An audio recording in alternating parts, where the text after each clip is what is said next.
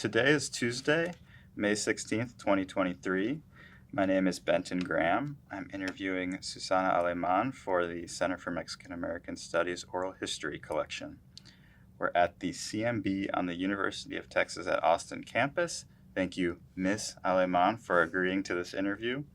We want to ensure that you understand that this interview will be recorded, that raw, unedited video and any photos and materials you provide to us for scanning will be part of the Center for Mexican American Studies, or CMAS's, archives at the Nettie Lee Benson Latin American Collection on the UT Austin campus.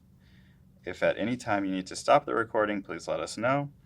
We want you to be comfortable with this process, and it is a partnership between the interviewees and the interviewers. So if there's something you do not wish to discuss, please let us know. And if there are things you do want to talk about and we're not asking you about it, please pipe up. So with that in mind, can you just say your name and your connections to UT Austin? My name is Susana Alemán. I'm an alumna of the University of Texas at Austin. I received 3 degrees here. First one was a Bachelor of Science in Secondary Education with concentrations in government and Spanish. I finished in December 1974, but the diploma says January 1975. So I've always struggled with, well, what is it, 74, 75? And I certainly don't want to lie on a resume. So the diploma says January 75, so 75.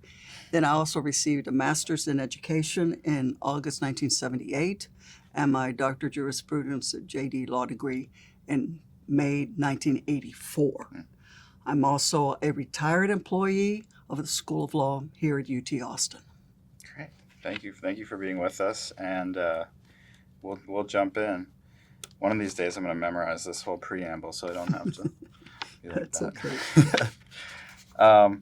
But yeah, like I sent you these questions in advance, but just to kind of talk through them again, we have some kind of background questions here, a bit about your student experience, both as an undergrad and a master's student, then some specific to your law experience, and then talking more about kind of your role working at UT Law as well. So I guess starting with background, could you describe your upbringing, kind of what your home was like, what your educational experience was like? Sure. There are 4 members of my family, my parents, and I have 1 sibling, a sister, older sister. I usually say much older sister, but it's almost 4 years, which isn't that much different. Of course, when one is 5 years old and a 9-year-old sister, older sister, that's a big difference. And now, and for many years, it's same age group. Okay, I was born in Edinburgh, Texas, in Hidalgo County, which is a border county, and smack dab in the middle of the Rio Grande Valley. We lived there until 3rd grade. I was 8 years old when we moved. My mom was a school teacher, and my dad worked at a gas station.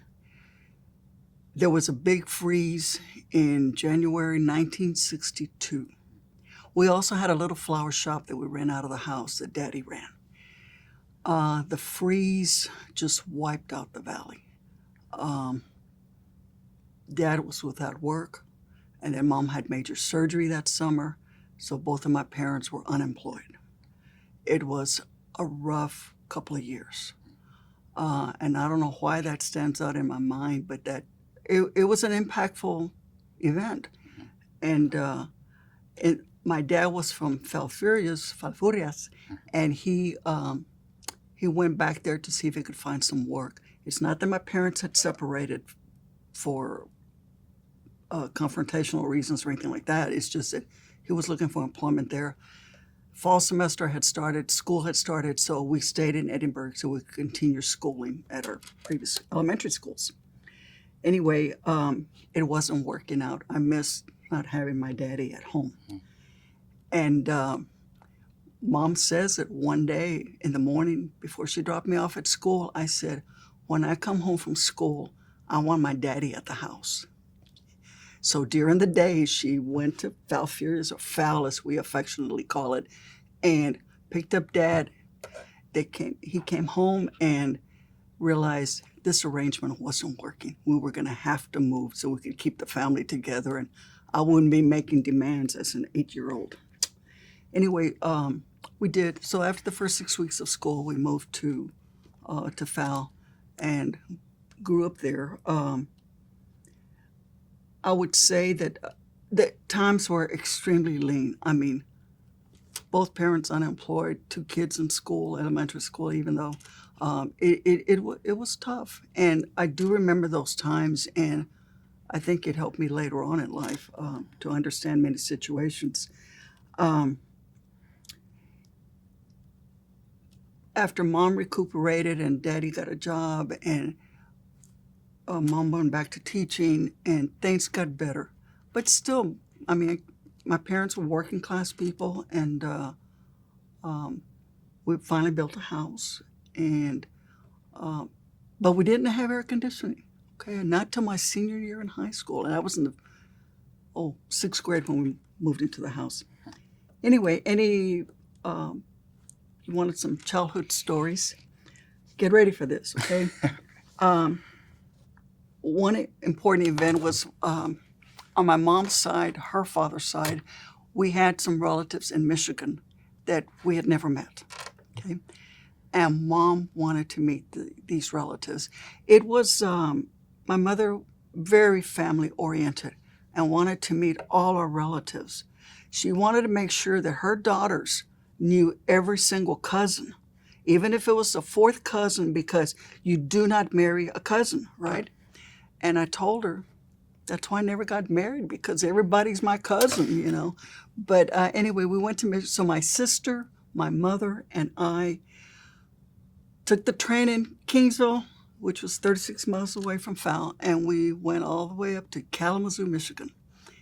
And it took 3 days. And let's see, I had just finished, it was 1964, so I had just finished 4th grade. And quite a trip, wonderful experience. We did, and our relatives took us everywhere, to the Kellogg's factory and to a city named Hell, Michigan. And you could buy all sorts of red things there.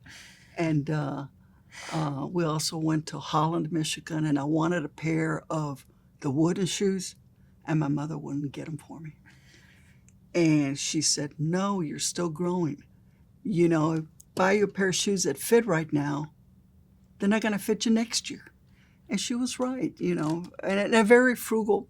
Both my parents were very frugal, but that taught us, you know. And so later, when my foot stopped growing, I was able to get some wood shoes. Do you have them now? I still have them. And they would burn your name on the side. So, you know, they have the tulip, the windmill on the front, and then on the side it has Susana. Yes, I still have them. Sunday, my mom was very religious, and Sundays was a day of relaxation. You didn't work on Sundays, okay? And she's planned a lot for the family, my poor dad. Anyway,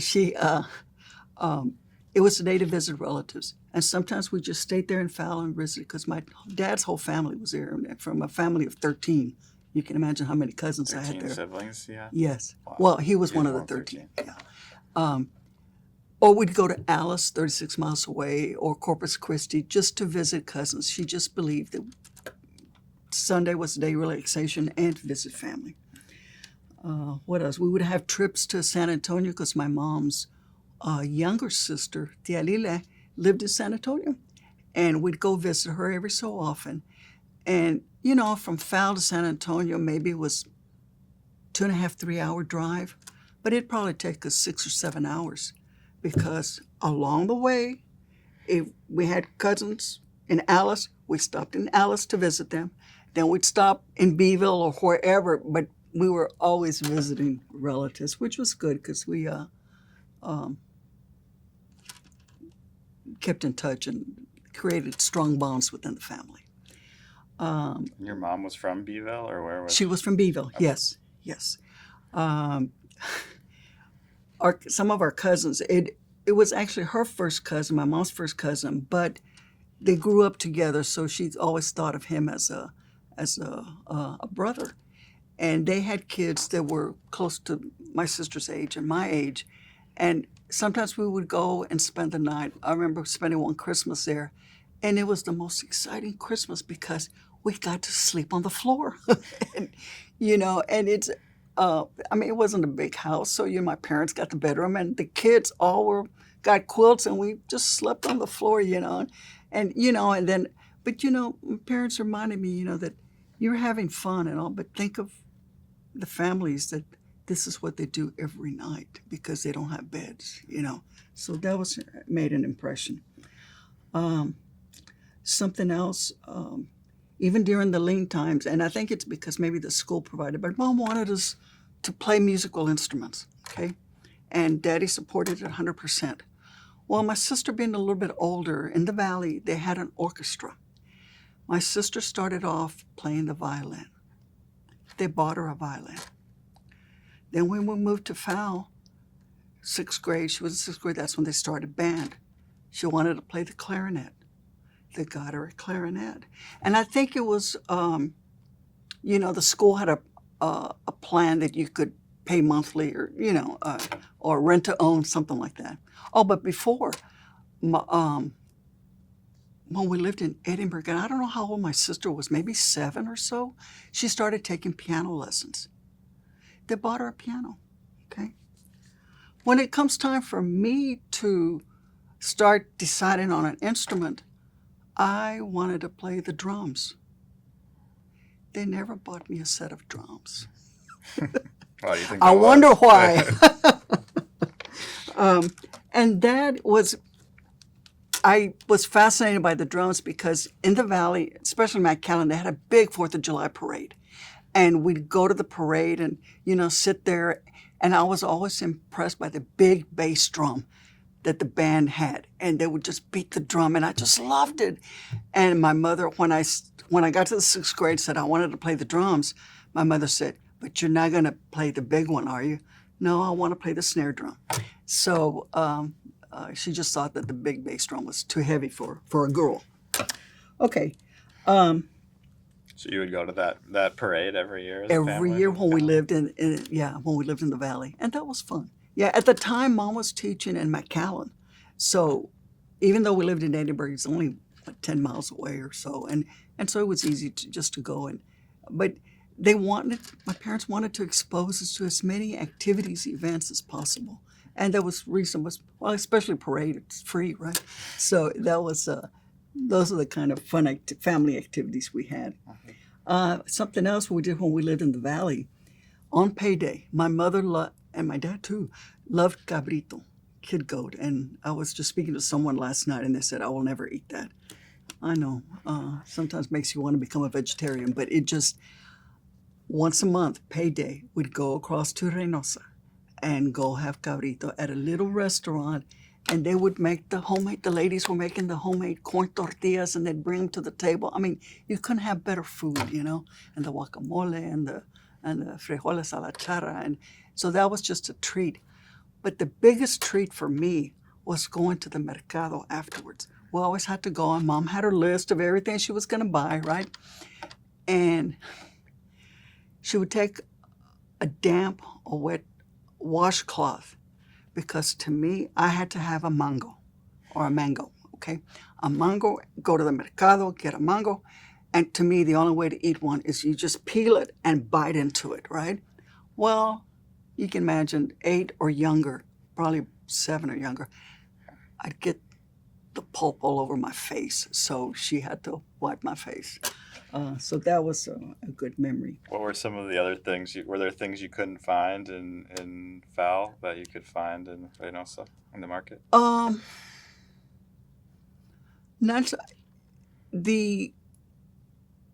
Mom was always looking for a bargain. Again, remember I said they were frugal. They would buy a big old sack of sugar. I don't know how many kilos it was, but maybe 100 kilos. But she would split it with someone else, right? And we'd go get the sugar. But the case it was in, it was a thick muslin sack fabric. And My parents grew up during the Depression. Mom would bleach that sack, and then she would crochet an edging on it. And it made a beautiful pillowcase. I wish I had kept one, but I didn't. We had them for many years. This is, again, the part of the difference in growing up in the Valley, Edinburgh, compared to Fowl. It was a little different. But our next-door neighbors in Edinburgh, and a few years ago, I made contact with them again. So we left in 1962, and the Garza family, our address was 218 East Stubbs, and they were 222 East Stubbs. So they lived on the corner. They had a lot of kids, and the guys were older, and they were in the fruit or the produce trucking business. So they would go pick, maybe it was time to harvest the carrots. So they would, the farmers would hire them, and then I don't know where they were shipping to, but when the trucks arrived at their house, we were allowed to go jump on the truck and get carrots, or if it was tomatoes or fruit, whatever it was. But they were such good neighbors that there was a fence between the two houses, the two lots. And, people have gates on the side of the houses, right? This was a gate in the middle of the fence that divided our properties so that the kids could go back and forth. Well, nobody had air conditioning at that time. We couldn't afford it. They couldn't afford it. So the windows were open. When we'd get home from school, Mrs. Garza was always cooking tortillas for supper, right? The window was open. I could smell it, right?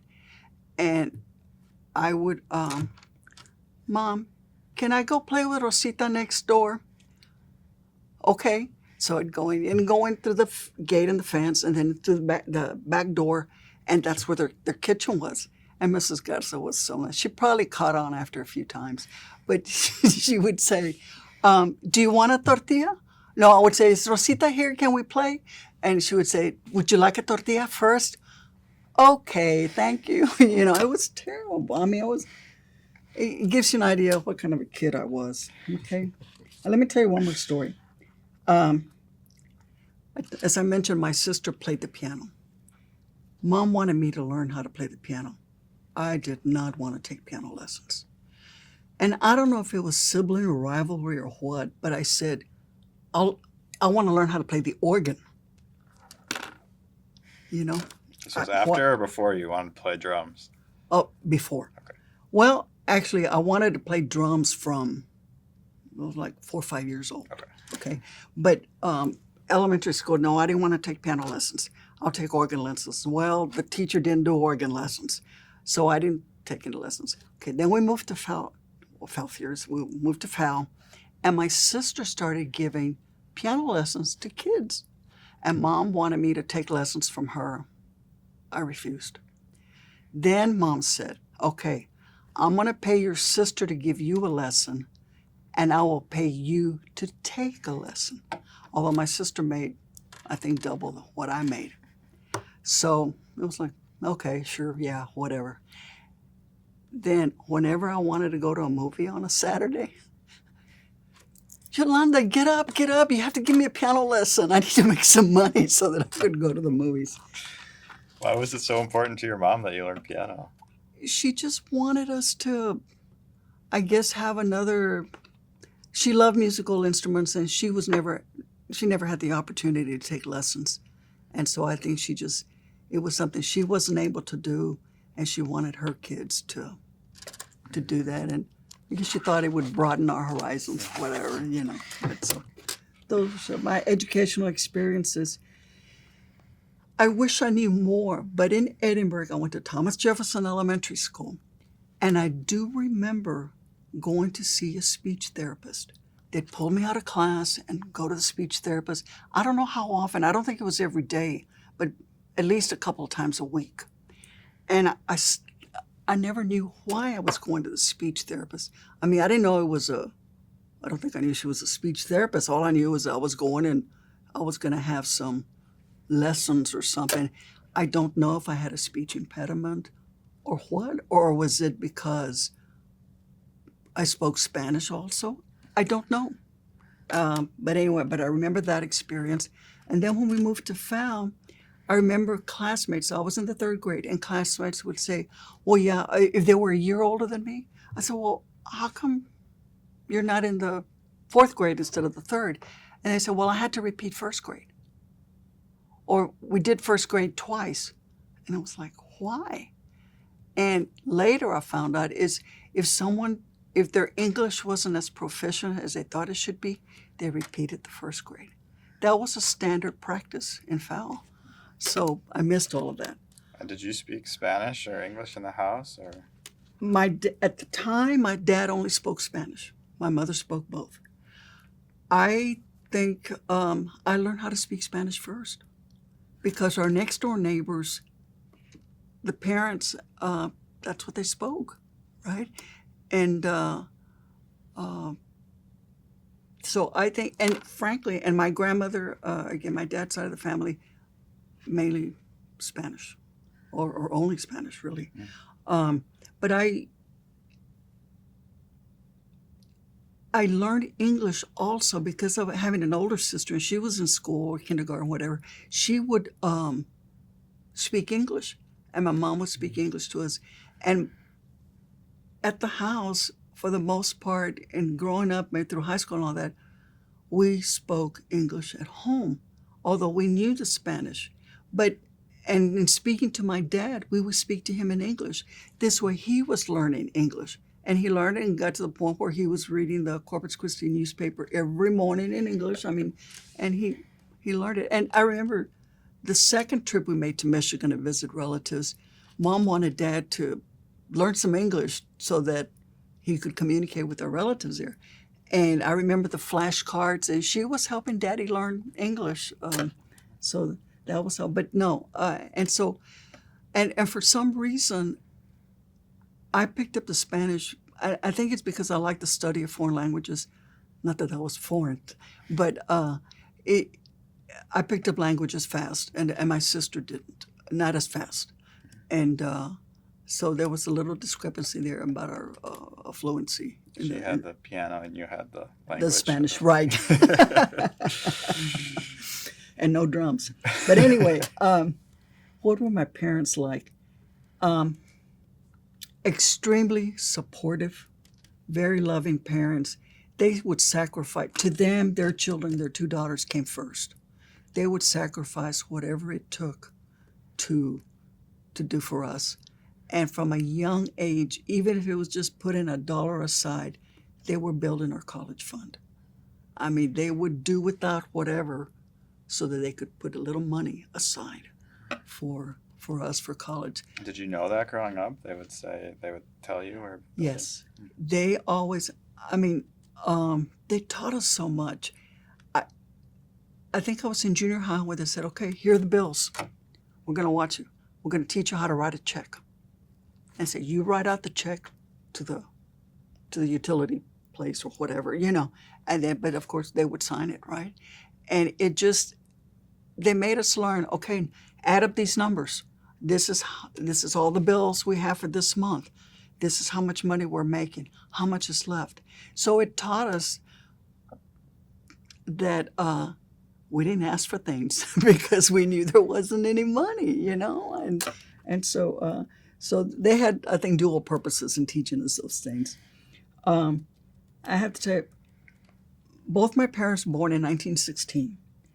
They were 33 years old when they got married, 38 when I was born. Okay,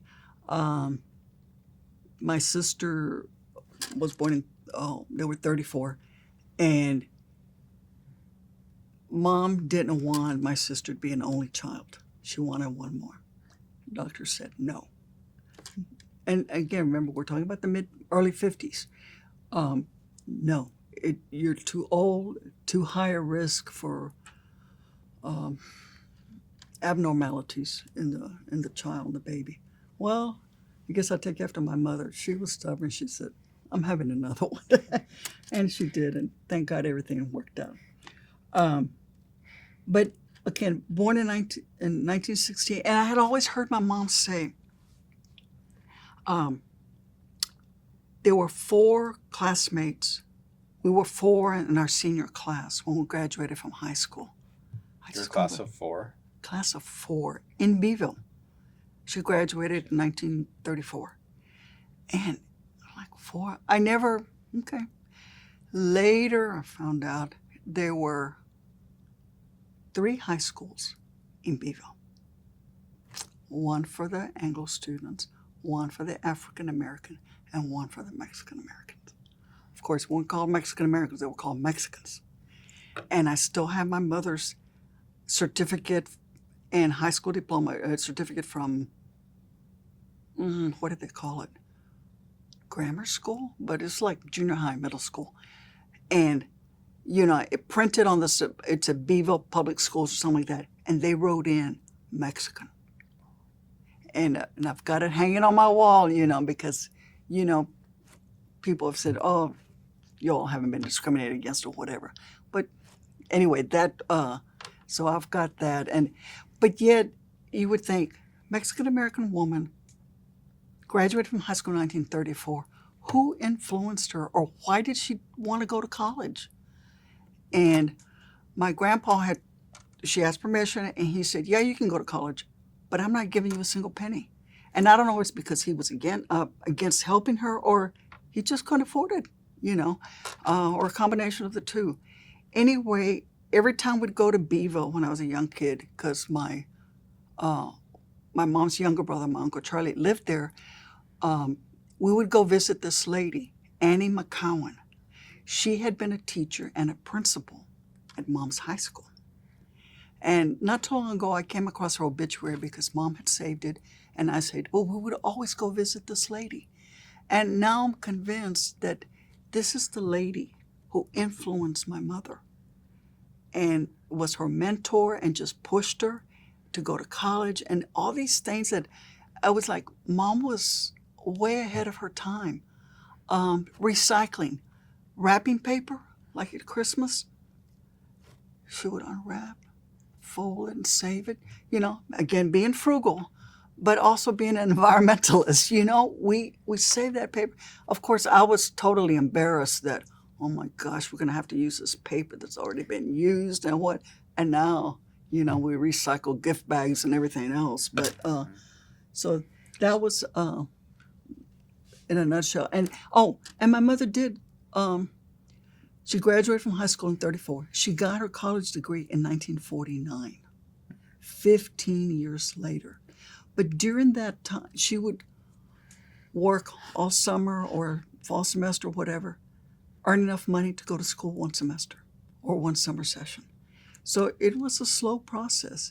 And then during the war, the second big one, she, as long as you had 60 credit hours, you could teach on it with a temporary emergency teaching certificate.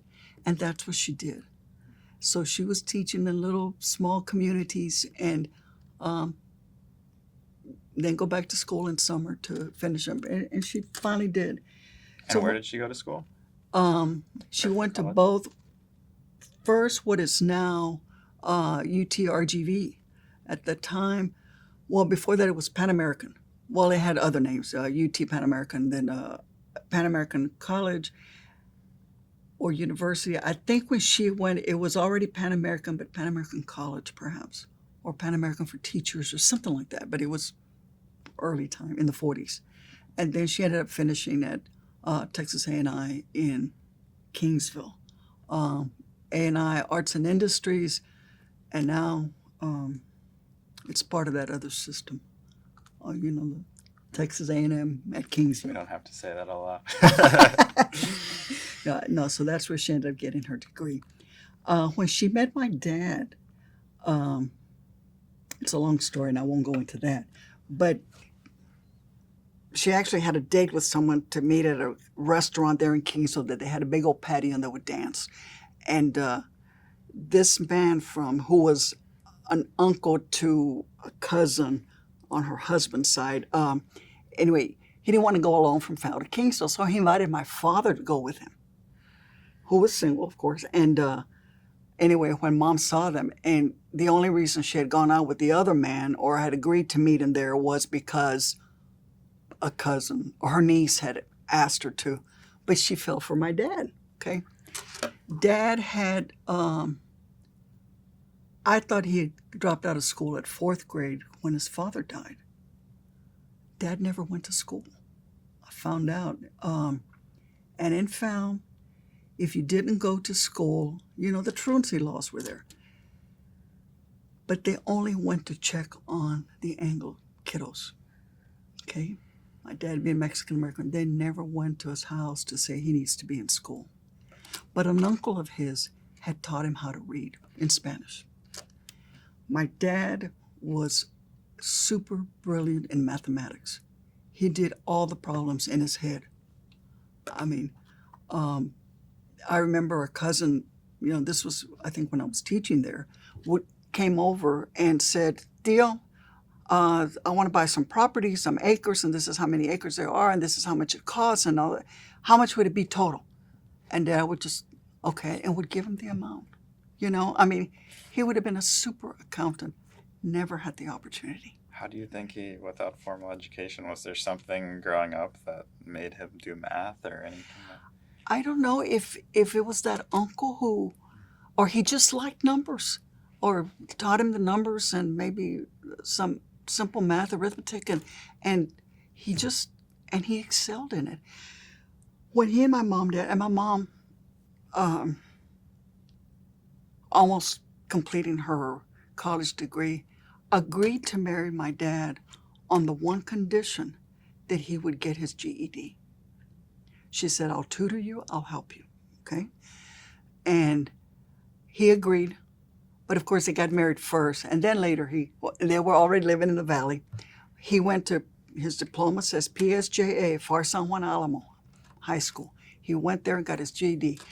At the end, you take your comprehensive exams or whatever. He got a perfect score on the math portion.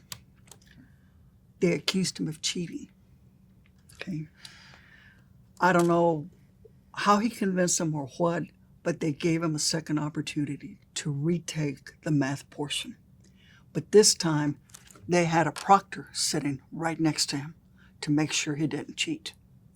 He made another perfect score. So then they realized he didn't cheat the first time, right? But it shows how he excelled in that, and just a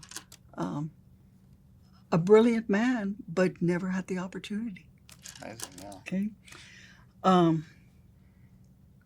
What was growing up in Edinburgh and felt like? Well, Edinburgh was a little different because it's so culturally, well, not totally true. Or the circles we hung at, everybody's same culture, all Mexican American, blue collar workers, that kind of environment. In Fal, everybody knew everybody, small community. I have a cousin who said, this was years ago, as soon as I graduate from high school, I'm getting out of this town. People know, they tell my mother what I'm going to do before I do it. Well, she's still living there. Got married and has a family and is still there. But it was like Mayberry, and I don't know if y'all know the connection to Mayberry. That's what I thought. Be honest. You ever heard of the Andy Griffith Show? Yes. Okay. The city they lived in was Mayberry, North Carolina, okay? And you didn't lock your doors, although Mom locked them, made us lock them because she just thought that was safer, but it wasn't necessary, I mean, crime rate was super low. I mean, it was just beautiful surrounding, people worshiped on Sundays, and it just, people helped each other. And some of that still continued, I'm talking, my dad was still alive, so this would have been maybe early 2000. One of us, either my sister or I, would go pick up my dad, bring him up here for Christmas, and then the other one would take him back, okay? So this was at the point when he wasn't driving out of town, okay? He lived to be almost 93 and stopped driving at 90. But I had taken Daddy back, and there was a knock on the door, and it was a man from the community, a veteran, and he came and said, he said, I had to come and check to see how your father's doing. I said, he's fine. And I said, did you hear something? Or he said, well, we haven't seen him in town for the past few days. And I said, no, we had him up in Austin. But neighbors, and he wasn't even a neighbor, but still in the same small town, they would come and check on you. And Daddy refused to leave Fal. After Mom died, we wanted to move him up here. No. And my sister said, well, at some point we may have to. I said, no, he'll die before he'll move up here. That was his home and his friends, and, but anyway. You mentioned that, not to derail, but do you mention the segregated schools that your mom went through? Once you were going through school, were the schools segregated, or? I'm not that old. No. No. If they were segregated, well, in Falfurrias, there was only one elementary school, one of each. So, no. In Edinburgh, it was segregated only by what was there already geographically. Okay. And the elementary school I went to, I'm trying to think, it was a good blend, but there probably were more Mexican Americans than Anglos. Okay.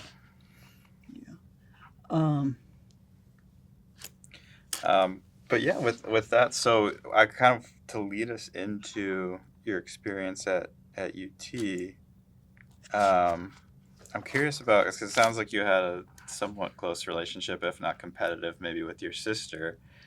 Did she go to UT, or did she end up going to college at all? And did that have any influence on kind of your path? Absolutely. Yes. We knew we were going to college. We may not have known, and our parents didn't push us where to go. It was just we were going to go to college. And even though she was almost 4 years older, her birthday being in September, she lost a year there, right? So she was 3 years ahead of me in school. So when she was a senior, I was a freshman in high school. Okay, after college, and I don't know who influenced her, but she wanted to come to UT. Okay, so she did. Graduated Friday night, and I believe Saturday we left because she was going to start in summer, the first session. So came up here. Okay, big sister's going to UT, and for my birthday that summer, she got me a Longhorn. Believe it or not, this was 1969. It was a short sleeve sweatshirt that we wore in summers. Still have it? No, I wish I did. It was short sleeve, burnt orange, with what they call the angry bevo. He's kind of fighting his mouth open. Anyway, but I was all thrilled that she was here. I had not come to Austin until we, I was in the 6th grade the first time, right after the Charles Whitman Tower shooting incident. And, but we were coming more frequently to come see my sister, or my parents, we would drive up to pick her up, take her home for the weekend, then bring her back. Okay, that was a lot. My sister became engaged at the end of her senior year and was going to get married the next June.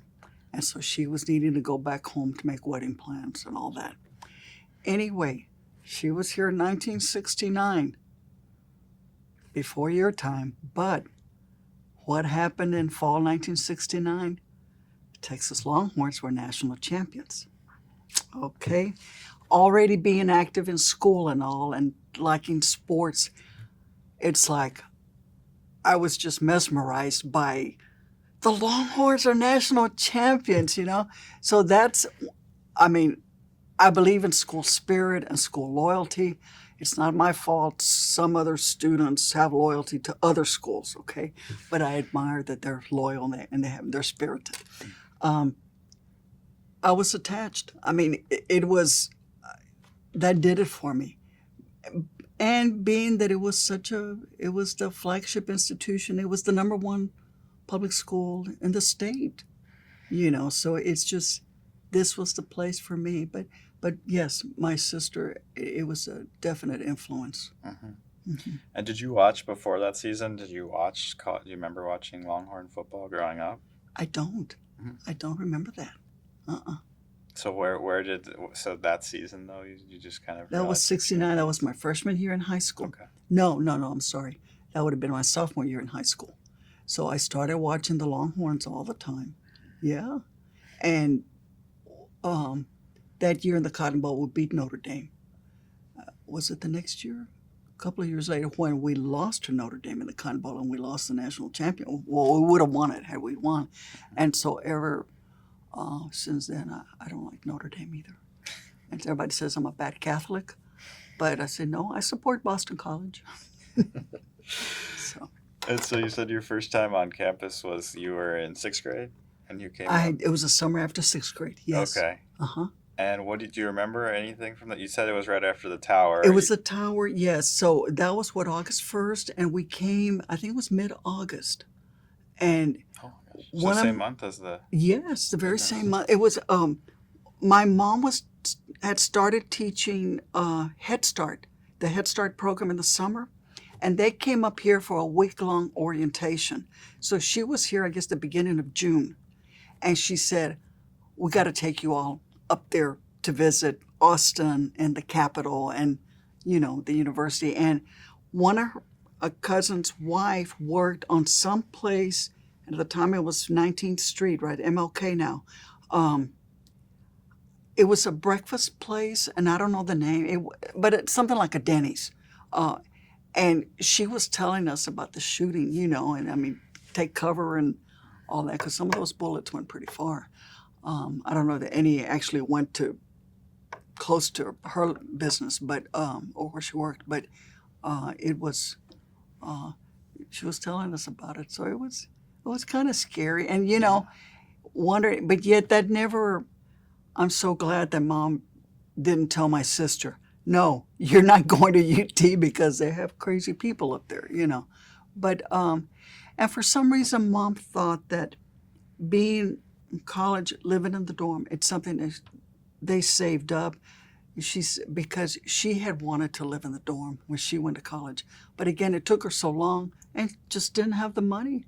She would go live with the family in the town and go to... This is your mom? Yes, and go to school. So she said, you all are going to live in the dorm, and she thought that was very secure and safe. Little does she know. No. So when because I was curious too, because you talked about how safe the community was. You were growing up Mm-hmm. and then coming right after that kind of major scary moment of shooting. I mean, was it? You said it was kind of scary for you to come up here and know about that, or were you not really thinking because it was over, and as a child or kid, you don't realize the severity of some of those incidents, or that's something that's already happened. It will never happen again. One of those things. Yeah. It's different. Parents are wiser and they know better. But no, it just. And are there other things that stick out about that first when you were first on campus? No, because really didn't. The tower, that just, it struck me. It's such an imposing landmark. Driving up outside of Austin, south of Austin, there used to be some travel stops. The store was called Stuckey's, and they had pecan logs. You had to buy a pecan log. I'm sure Buc-ee's now has something that I haven't been to a Buc-ee's in many years. But next time I pass one, I think I'm going to stop. But that's what you bought at Stuckey's. And the other thing, that on the way back home, we stopped there, and I bought a Longhorn pennant, orange pennant. I needed to hang that in my room, because that made an impression on me. And even though we weren't college age or anything, it just, that's that school we went to visit, that college, So then it's your sophomore year, and your sister is at UT, and they've just won the national championship game, and you're a high schooler. From that point on, you knew, like, this is the goal. Yeah. UT. Okay. I knew I was coming here. Okay. Well, I thought I knew I was coming here. I didn't realize the process or anything, but yeah, this was where I was coming. Uh-huh. Do you remember getting your acceptance letter, or what was the process once you kind of started to learn about it? Let me back up a little. At school, we had a beautiful. It was the school. We were the first class to graduate from there, having completed all 4 years there. Okay, so we were the first graduating class. Okay, so beautiful auditorium. You know, the capacity. I don't know what, probably close to 1,000 in the auditorium. And so when we had achievement tests, that's where we would go take them. They had the little laptop, and you would take your test there. And the counselors announced, if you want to talk about college, come see me. And so I did. I went to see him. What do you want? Well, I want to talk about college. You said for us to come. Okay, what? You want to go to college? Now, mind you, I didn't know this. When I graduated from junior high, I was ranked 4th in my class. Now in high school, and I didn't know, but I was ranked number 1 in my class. And he's telling me, you want to go to college? Where do you want to go? And I said, well, I'd like to go to UT. No, you need to go, and I won't name them, but there were a couple of regional colleges. Well, I will, Pan Am and A&I. He said, that's where you need to go. And I think regional colleges serve an excellent purpose. Some students cannot, fortunately, my parents did not hold me back or didn't hold us back. You know, they probably wouldn't have let us go much further than Austin, but they let us come to Austin. And so the schools serve a purpose. I mean, so many people wouldn't have their degrees if they hadn't been, if A&I and Pan Am hadn't been there. But I wanted something else. And no, you can't go to UT. Why do you want to go to UT? Because I think it's a better school, I get a better education, and it might look better on a resume, help me get a job. And he said, what's important is to make good grades. You need to go to this other. And by that time I was getting irritated. And I said, what if I can make good grades at UT? And he didn't respond. And I said, okay. But you know, doing well in school, it never occurred to me that, hey, I may not do well at UT, you know. I just thought, I study, I prepare, I'll do okay, you know. And high school, like 2-3 days before graduation, one of the teachers pulled me aside. Her husband had gotten his engineering degree here. And she pulled me aside and said, I'm glad you're going to UT, but remember, if you fail, if you flunk out, that's okay. It's a tough school. And it's like, I'm not expecting to flunk out, you know? And I said, this was one of my favorite teachers, and she's telling me this, you know? Anyway.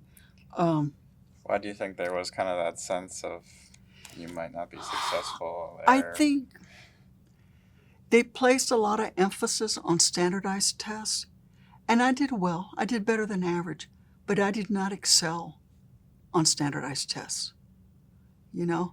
And now, and I learned this while working at the law school because students were tested. I have a real problem with multiple choice tests, and there's a learning disability for that, which I didn't know. And sometimes, even now, I think, I want to be tested. I should be tested just to confirm. Maybe I just couldn't do it, you know, but I mean, maybe it was a learning disability. I don't know, but I did not excel at that. When I came to orientation at UT, walked into Kinsolving dorm, that's where we stayed. And first thing they did when you checked in, they had this box with envelopes with your name. You gave me mine. There was a little slip of paper. Based on your SAT score, these are your chances of making C or better here at UT. I looked at it and I said, maybe I shouldn't check in. Maybe I should just turn around and go back home. It was not a pretty picture. And do you remember what the chances were for you? No, but it was very low. Okay, very low. And I said, I can't believe that. Why? But it was all based on standardized tests. And they have their study on the SAT or maybe the ACT. I think we were required to take the SAT. But, and I'm sure it's based on studies. I'm not doubting that. But, and then in talking, the little orientation groups and students would talk about, oh yeah, I took physics and I took calculus in high school. And I'm going, man, my school barely had trigonometry, I mean, it just, the difference in a small rural community, what the schools could offer compared to a metropolitan area, it was vast difference. And then they were talking about their scores and I'm just going, oh, I think I'm beginning to understand. But yet I didn't think that I was going to flunk out at that point. And it was like, no, it can't be right. It can't be right. And, if we could measure perseverance, determination, I think we'd, that combined perhaps with GPA and test scores would be a better indicator. What helped me is that I had good study habits and I wanted to make an A in every course. And friends or some of these other people who I'd met at orientation, they were out partying all the time. Not that I studied 24/7, but I had a routine. I studied consistently, not constantly, but consistently every night. After dinner in the dorm, we'd go to, at that time it was called the AC, the Academic Center, and now I think it's the Flan Academic Center. And that was the undergrad library. And I mean, it was just not even a block away from the dorm. And, well, I guess it's over there, in the Andrews dorm. And we'd go study.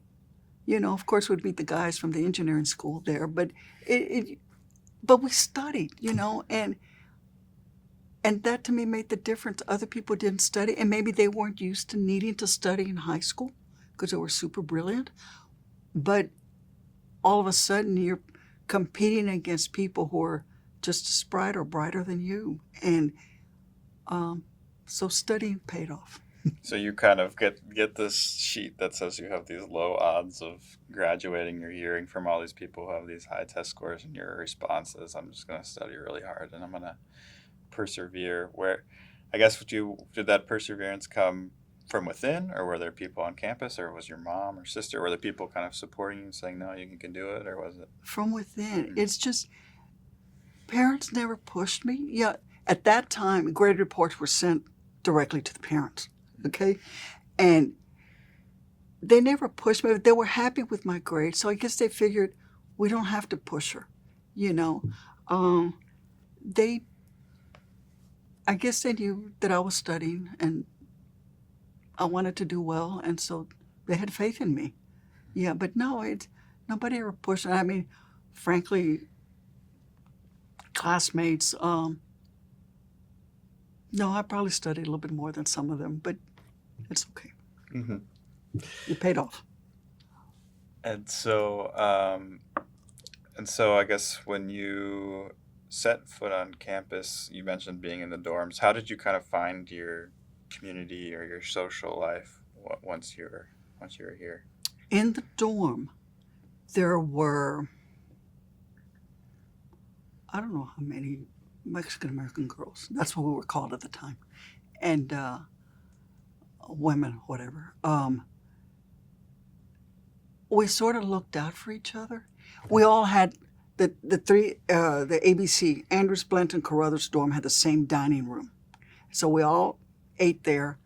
And you know how it is. We would go at the same time every day for dinner. There was the group that would go watch Star Trek at 4 o'clock, and it would finish at 5 or 4:30 to 5 or whatever. I wasn't interested, so I would go stand in line and save places for everybody. So once the cafeteria doors opened, we rushed in, and then we had the same round table where we liked to sit, and we just we bonded, and we all came from humble backgrounds, done well in high school, and wanted to do well here, and because we had similar backgrounds, and then I think most of us were Catholic, so we go to church together on Sunday, and the University Catholic Student Center. Then we go back to the dorm and have our steak and baked potato lunch on Sundays, and that was easy to find that community there within the dorm. Mm. Then on campus, now we're talking about 1972, the walkouts in Crystal City and the Chicano movement was in place, and there on campus there was Mayo, Mexican American Youth Organization. We went to some of those meetings because some of us, again, sheltered backgrounds, and it's like, is it wrong for us to be coming to these meetings? Are there police out there who are spies who are getting the list who's attending the meetings? Are we considered radicals? Or, is there going to be a backlash? Or, you don't know those things. Or they would cross your mind, right? Maybe we were influenced by TV. And we just, but there was, and the Texas Union once a semester would have a dance with Tejano music. And so we would all go see each other there. There'd be some parties, but we couldn't go to a lot of the parties. One, we didn't drink and do other things that people there were doing. And we didn't have cars. We didn't have transportation to go. So some of our activities were limited. And there were 2 theaters on the drag. And so, and then when Dobie also, so I guess there were 3 theaters. But one was not a very reputable place, so we didn't go to movies there. But we bonded because we all stayed close together because we didn't have other choices. So that, and then in some of the classes, I know there's a question later on about the classes, but you would see other Mexican American students, or you be walking down on campus sidewalk and you see one and you go, wow. There are a few others here on campus. So it felt like a rare occurrence when you see. It did. It really did. Okay. Mm-hmm. So that would be kind of exciting to see someone in your class. Yeah. Mm-hmm. Yeah. Mm-hmm. So to go back to the Mayo meeting, how did you first get introduced to it? And did you initially say, no, I'm not going to do that? Because you kind of mentioned how you were a little worried about going, or kind of how did that unfold? At that time, they would hang flyers on the trees, but they would put a string around it. So that's how they were held onto the trees, because you couldn't put a nail on the tree, okay? And so there would be flyers announcing the meetings. And it was like, oh, there are going to be other people there like me, so I want to go. So that's how we would, and word of mouth. Some of the other girls in the room, hey, you're going to go to the Mayo meeting tonight or not, or what, So it just, whenever we had the time. Mm-hmm. What do you think your parents thought about the Chicano movement, or if they had found out that you were going to these meetings, would they have had anything to say about it? I think that, one, they'd be happy that I was trying to hang out with other Mexican Americans. Because when I was applying to the dorm, my mother said, because it would say, like, what kind of traits do you want in your roommate? And my mother told me, you write down Mexican American. And I don't know if others did that and Catholic. Those were the 2 things. And I don't know if that was permitted or not or what, but they did do it, They would not have liked anything that would have been violent or too radical. But I don't think, because Mom grew up with discrimination in Beeville,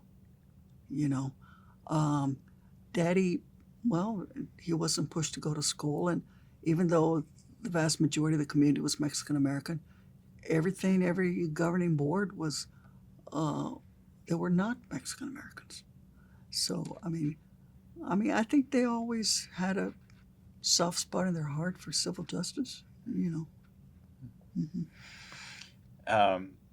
And so was politics very present kind of in your house growing up, or not so much? Not through my mom. My dad, and again, I don't know, maybe being a soldier in World War II, I don't know. And this uncle, I don't remember meeting him because, again, my parents were older, so some of these folks were already deceased when I was growing up, or I was too young and don't remember. But I do remember Daddy belonged to LULAC in Edinburgh, and with League of United Latin American Citizens. And I remember asking my daddy, but we're not from Latin America, And I don't remember the response, but I just remember saying it's a good organization, we do good things, and they would raise funds for scholarships. And I remember that. And they would always take us when they had the little ceremony for the presentation of the check. And the presidential election in 1960, I remember my daddy staying up all night long to watch the returns. And I was real interested in what he was doing and watching. And it was like my parents, both of them, we're for Kennedy. And it was like, and they'd say, well, is he going to win? And it's like, well, we don't know some people don't like him. Well, why don't they like him? Because he's Catholic. Well, why don't they like him? Because he's Catholic. We're Catholic. What's wrong with being Catholic? All of that. But, here I was a first grader. But yet I remember my dad always following elections. And so that influenced me. Mm-hmm. Mm-hmm. So when you came to UT, it wasn't necessarily like you were having this big political awakening. That seed had kind of been planted when you were a kid with his interest in politics. Right. Came 1972. It was presidential election year. McGovern versus Nixon. At that time, you could not vote where you attended college. And of course, they're trying to weaken the law or strengthen the law so that students can't vote, but or make it more difficult.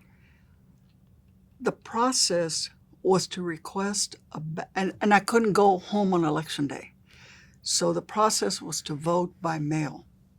I called the court in Brooks County, Falfurrias, and asked for a ballot by mail.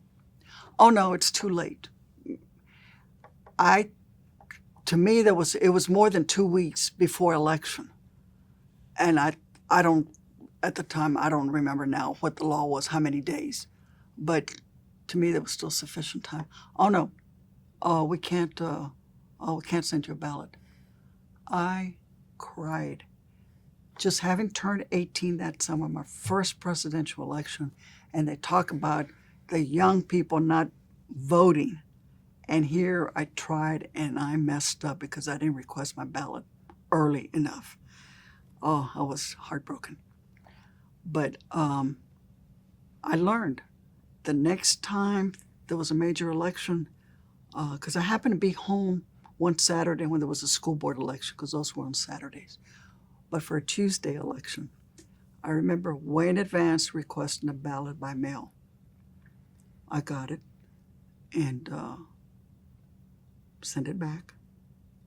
Then in the newspaper, they printed the results. We have a weekly newspaper. I still get it. And they had a box with the election results. Okay, precinct 1, the various precincts, and then absentee ballots, because now they call it early voting, but at that time you had to affirm that you were going to be out of the county on election day in order to get an absentee ballot. Okay? Then they had ballots by mail.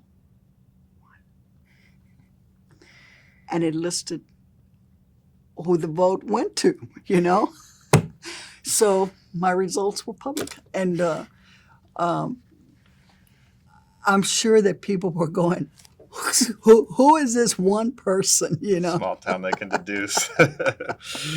And also, who knows, I'm sure that people in the district clerk's office will say, oh, it's that radical at UT Austin.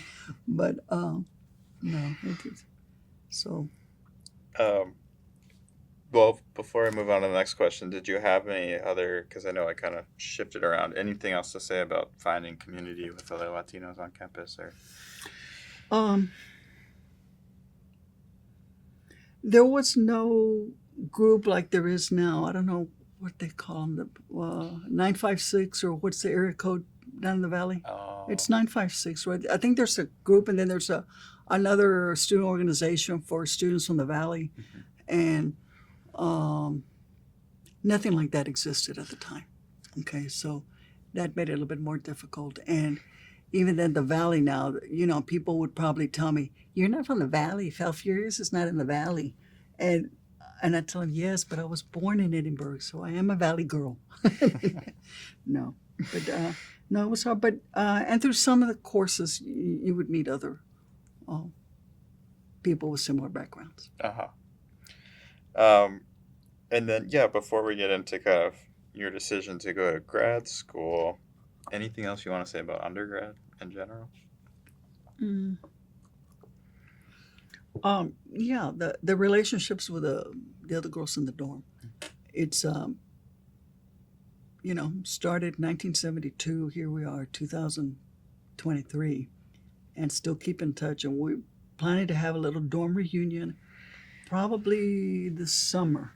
We had thought in the spring, but it didn't happen.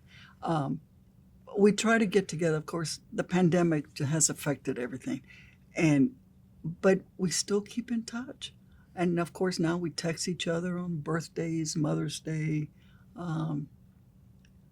We have one friend who is on the kidney transplant list, so we keep up with her to see. It's just that bond. We were all there, and it just, I don't know why, but we just kept in touch afterwards.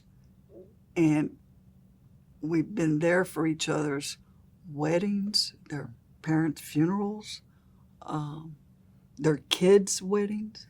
It's just, I guess in a way, I think, because I'm not that familiar with sororities or fraternities, that they keep in touch and they have their reunions. And ours certainly is a much smaller group, and it wasn't organized like that on campus. But we just, excellent support group, even now.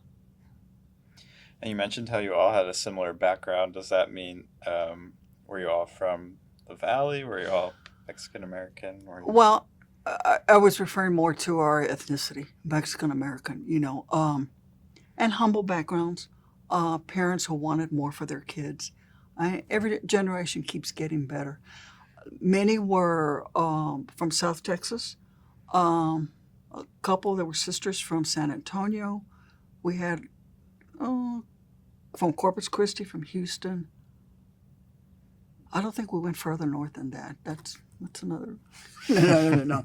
That's it just so happened. I'm sure we would have welcomed with open arms someone from Dallas, but. And also, were they kind of the same socioeconomic status? I know people talk about coming to UT and sometimes being surprised about. I mean, you talk about not having cars and being surprised about all the money that some of the students have. Yeah. Were you all coming kind of from that same Yes, background? yes. Some of the students, I was very lucky in that my parents had saved up, and they sacrificed. I know while we were in college too, and that's why I wanted to graduate in a hurry and get out. And I was a RA the last semester. I graduated in December. Could have done it, and I could have stayed another semester. So I got free room and board. I'm not going to say free because you worked for it, but didn't have to dish out the money for it. But yet, so many classmates got loans. They were in the work-study program. Yeah. Break. Break? Okay. So, Yeah, Yeah, that's a good break to pause say. there.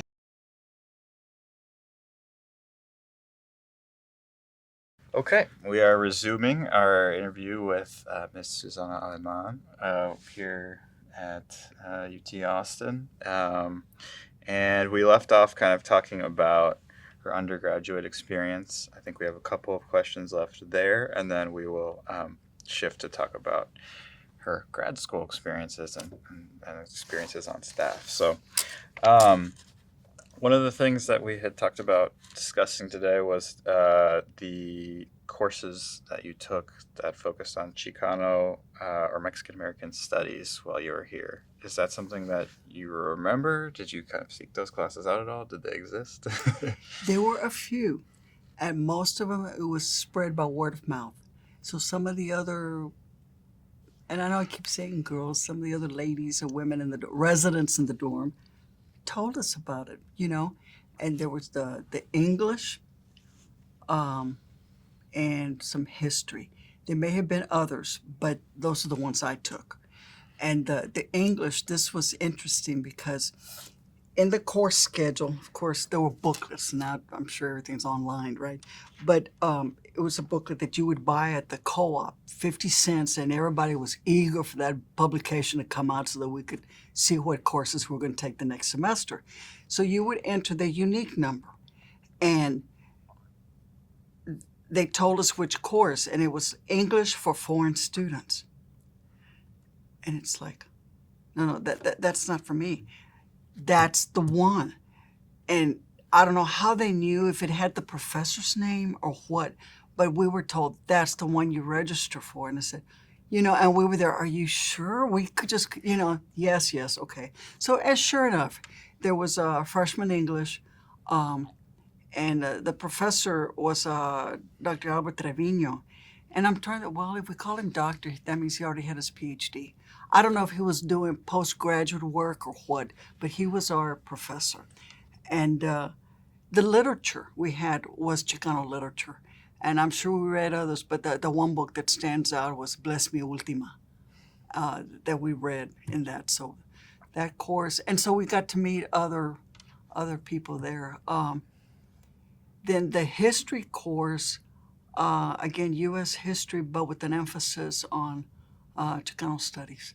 I'm not sure they called it that, but probably Mexican-American studies, or I don't know. It was Gilbert Hinojosa, Dr. Gilbert Hinojosa was the professor. And then later on, he went to teach at, last I saw him, and this was 20-something years ago, it was, I think he was teaching at UT RGV. But those we were able to see or meet other Mexican Americans, especially with the history. They weren't all like the English; they were all freshmen. And I have to tell you, when I was about to graduate and was applying with several school districts for a teaching job, well, they had a copy of my transcript. So on the transcript it says English for foreign students. And I remember one interviewer asking me, "Are you from another country?" And it was like, "No." And I was curious, and they said, "Oh, because," and I said, "Oh, yeah, I know. That's the way the registrar's office listed it." Then later working here, it's just a simple form to fill out to change how the label for the course. Why it was never changed to Mexican-American students, I don't know. It would have been a very simple process. It would have taken one semester, but it could have been done. But it wasn't. You talked about kind of the excitement that would come when you'd see other students that looked like you on campus. How do you remember it feeling important to have faculty that also were Latino? Or? Very much so. And Dr. Trevino, Dr. Hinojosa, I'm trying to think, were as far as I can remember, I'm pretty sure, they were the only Mexican-American professors I had here at UT in undergrad. Once I got to graduate school, I had Dr. Gloria Contreras in the College of Education. But that was it. Mm. And I guess with that said, are you ready to move on to grad school experience? Sure. Or is there anything else? Okay. Mm-hmm. So I know there was a gap between when you were at undergrad and when you went to get your master's. So feel free to go back as far as you'd like. But what kind of prompted you to decide to apply for the master's degree? I always wanted to be a doctor ever since I was like 4 years old up until my sophomore year in high school. And I always wanted a doctor's kit for Christmas.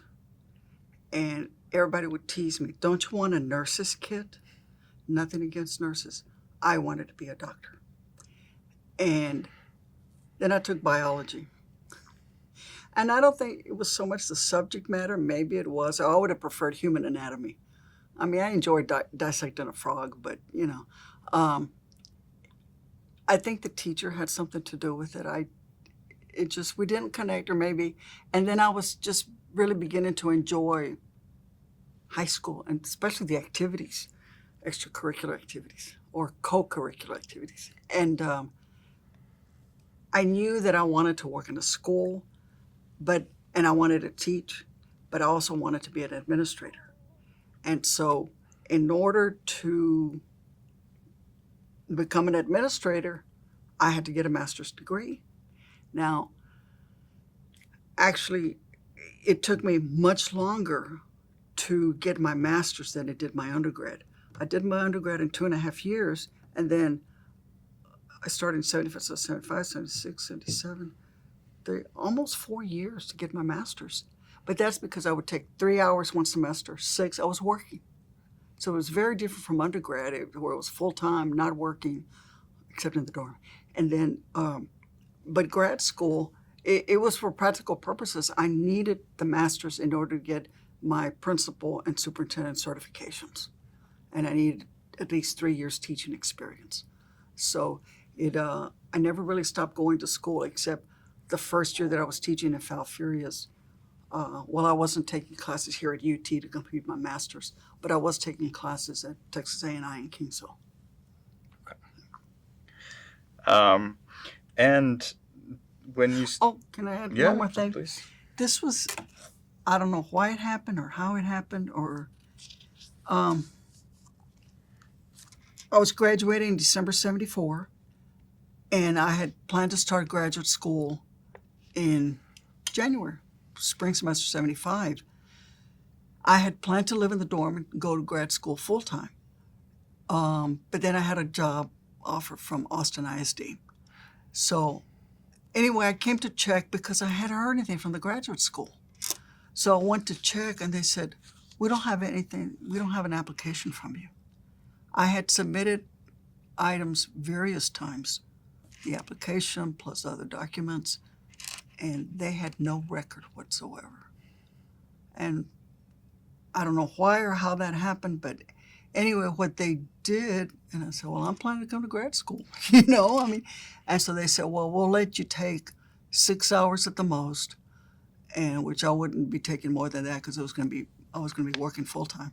We'll let you take 6 hours, and once you get into grad school, we'll give you retroactive credit for the courses.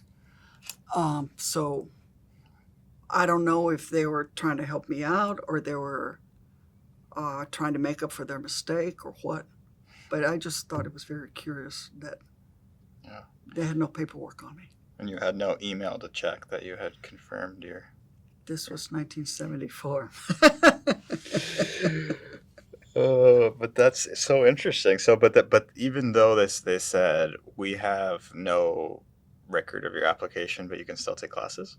They let me take 2 graduate courses, yes. So did you have to pay for those like normal? Oh, yeah. Regular registration and all. And I don't believe they had my GRE score either, which would have been submitted. So my file, I think, was lost somewhere or under some cabinet or something. But they did let me, and maybe it was based on my undergrad GPA that they said, we'll let you take the classes or what. And were you working in the school while you were completing your master's degree, or did you fully go to school? No, it was always spring semester. I was with a bilingual program in Austin, and I was taking 6 hours. Now, at the time, and I wanted my administrative certifications, so I applied or wanted to be in the Department of Educational Administration in the college, graduate school. 20 years old, taking graduate education administration courses with seasoned teachers ready to become principals. And I was not in the right place at the right time. that, I didn't have the teaching experience. I couldn't relate to some of the problems in the school. How would I manage them? So I switched from education administration to curriculum and instruction, which would be more in line with the teaching. And but then in summer I don't remember if I took a full load that summer. I may have. And then in the fall I was working again, so I would only take 3 or 6 hours. What was it about administration that was so appealing to you? I wanted to be a principal. I wanted to be the head of a school. I wanted to be that leader. And so, I mean, there's some obvious differences in terms of your graduate school, your master's experience versus your undergrad. Obviously, you're not a full-time student, you're working in the school. Were there any other big differences that you noticed in terms of kind of being in grad school versus being an undergrad? No, I don't think so. There wasn't a sense of community. Everybody, because they're grad school in those fields in education, people were working, they were teaching. And so, it's you went to your class and you left. Undergrad, you might hang around campus at the library, see other friends, and a better sense of community. It might be different now, I don't know, but at the time that's the way it was. And within the school, was there, because we talked about kind of during your undergrad experience how there weren't too many people who looked like you on campus, was that the same once you were in your kind of master's program, or was there a little more diversity in those classes? Or there were some other Mexican Americans, very few, but no, it was still pretty similar to the rest of campus and like undergrad. Were there any courses that you took or anything about the master's program that really sticks out to you or stuck with you to this day?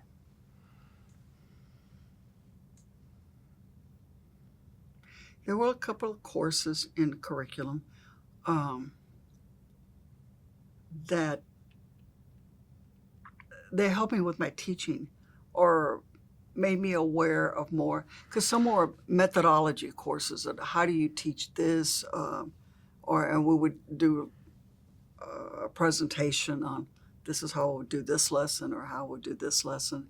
But yeah, I mean, there were certain, especially in education, very practical courses. Okay. And so I guess to get into kind of one of the bigger questions I wanted to touch on was, you told us kind of during the Han focus group that you had only applied to UT for undergrad, grad school, and then law school. So what was it about UT? And you talked a little bit about kind of why UT for undergrad, but what was it about it in all three of those cases that you were kind of like, this is what I want? Like everybody else who comes here, I like the city. I wanted to stay in Austin. I thought it was an excellent institution. I had a good experience as undergrad, and I figured that would continue in grad school and law school. I thought it was the best school in the state, and I wanted to stay here, so I didn't look at other schools. I was so naive or misguided. I don't know. I'm just glad I got in, because I didn't realize how competitive it was, or that it could easily have been a stumbling block. I mean, particularly if you're ready to jump ahead to the law school, I mean, that's an extremely competitive school. I guess walk me through kind of when you decided that law school was the path that you wanted to take. When I was an undergrad, but I think a senior. I was about to graduate, and I don't know, somebody asked me, it was a professor, you're like, what do you plan to do next? And I had said, well, eventually I want to get a doctorate degree. It's either going to be a law degree or a PhD in educational administration. or higher ed administration. And this professor referred me to another professor. And I don't know what her position was, but I remember going to see her in the tower. So she may have been in the graduate school because they were housed there. The provost's office, president's office, I don't remember. But I told her what I had thought of doing.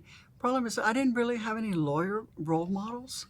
So I was very familiar with schools, but not lawyers. And I said, these are my choices. I don't know which route I'm going to take. And she told me, she said, look, if you don't know which route you want to take or which career path, she said, if you get your PhD, you're only going to be able to work in colleges, in administration. If you get your law degree, you can practice if you choose to practice, or you can go into administration because universities will hire JDs to be administrators. And I always remembered that. And I don't know if it was so much that guidance or I only did the application for law school. I didn't do one for a PhD program. And so that's the route I took. And it said, it's only 3 years. You don't have to write a dissertation. They just, although that could have been interesting. But no, that's, so just a combination of factors. And when she said that to you, were you thinking, oh, I could practice law, or were you thinking, oh, this is a good path into administration? I knew that if I did get the law degree, somehow was going to combine the two fields. Okay? There's a special place in my heart for education. And I've always said I'm an educator with a law degree. So, yeah.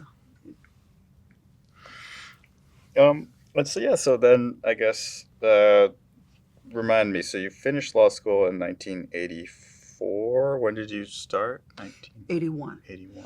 I worked 6.5 years between undergrad and law school. Okay.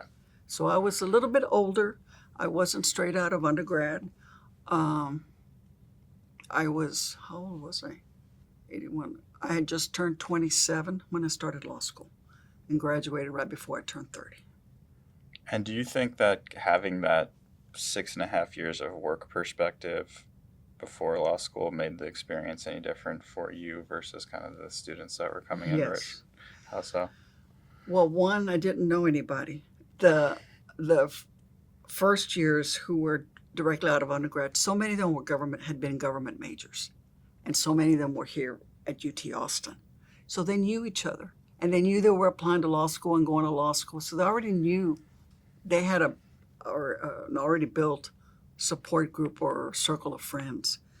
Many of them treated law school differently. In between classes, sometimes we would have back-to-back classes, sometimes 1 hour in between, sometimes 3 hours in between.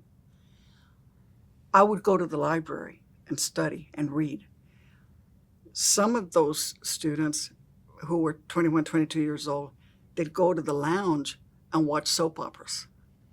And some of them were in their study groups and all, but there was I approached law school more like a job. And so every free moment I studied or read cases.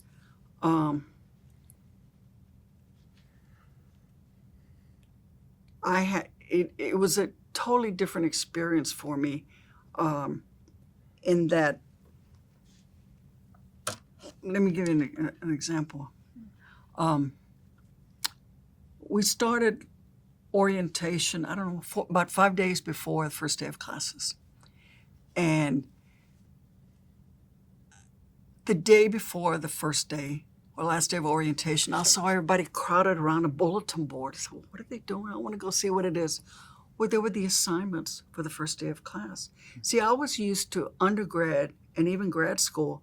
First day of classes, you go to class, you get the syllabus, you leave, go buy your books, and then law school, you better be prepared that first day. So the assignment was posted. What we were, and I don't remember if my first class was contracts or torts. I think it was contracts. And I had thought, well, once I get out of orientation, I might go to a movie tonight, the night before my first day, go to a movie. Well, the assignment was to read such and such case, 7 pages. No problem. I'll still have time to go to the movies. Okay, start reading. It had been recommended that we buy Black's Law Dictionary. That was the dictionary for law school. 3 hours later, I had finally made it through reading the case one time, 7 pages, because there was a word in almost every sentence that I did not know. So I was having to look up, and it was like, oh my goodness, is this what law school is like? This is only one course, one day. So I'm a slow reader. After the first semester, you've come across most of the terms that you're going to, except for some specialized courses. But I needed the time. I didn't sleep much. It was just trying to adjust to law school. And I had seen the movie Paper Chase, but maybe I didn't remember. I don't know. But I just really did not appreciate what law school was going to be like. Mm. But that first night, it kind of hit you that, this is it. It did. And this is just day one. How many more days till the end of the semester, This is kind of a personal anecdote. So I was actually at my sister's law school graduation this past weekend, and we were meeting a lot of her friends there, and she's the first lawyer in our family, and it just really struck me that all of her friends, their families had lawyers, and like the mom was a lawyer. It just felt like there was this community that she was a part of, but the whole family had kind of some sort of connection to going to law school. And did you feel like that was the case, that you were kind of one of the people who maybe didn't have kind of mentors built in, that had that experience? My mentor was Jet for the Defense. These are lawyer movies or TV series in 5th grade. Judd for the Defense and Owen Marshall were lawyers, and I guess I would see some old, yes, even then they were old, Perry Mason. And, it just, no lawyers in the family, or maybe someone who'd just been out one year. I had a cousin who, well, I'm not sure he was already a lawyer or not. Well, no, by the time I was in law school, he was. When I graduated from high school, he was not. But it just, and some of these classmates, they were the son of John Henry IV, and, and they grew up using these terms at the dinner table. And there I was looking it up, and it was very different. And I think that was one thing. There was a fear like, why am I in law school? Do I really want to be a lawyer? Do I know what it's like to be a lawyer? No. It was scary. Were there people once you were in law school that helped make you feel more welcomed, or at least kind of served as mentors? Did you find people like that? Some of the 2Ls and 3Ls, second and third year law students, they helped. The school, I thought, did a pretty good job in welcoming students at the beginning, at orientation, all that. And all these keggers, we had keg parties at Eastwood Park, which isn't, I don't think, sometime when I was in law school, they stopped allowing alcohol there. But we would just walk across the street and go to the park. But even though I've been I don't want to say only a teacher, but I had been teaching. I thought I had done a pretty good job. I was successful at it. And then all of a sudden, no career, no income.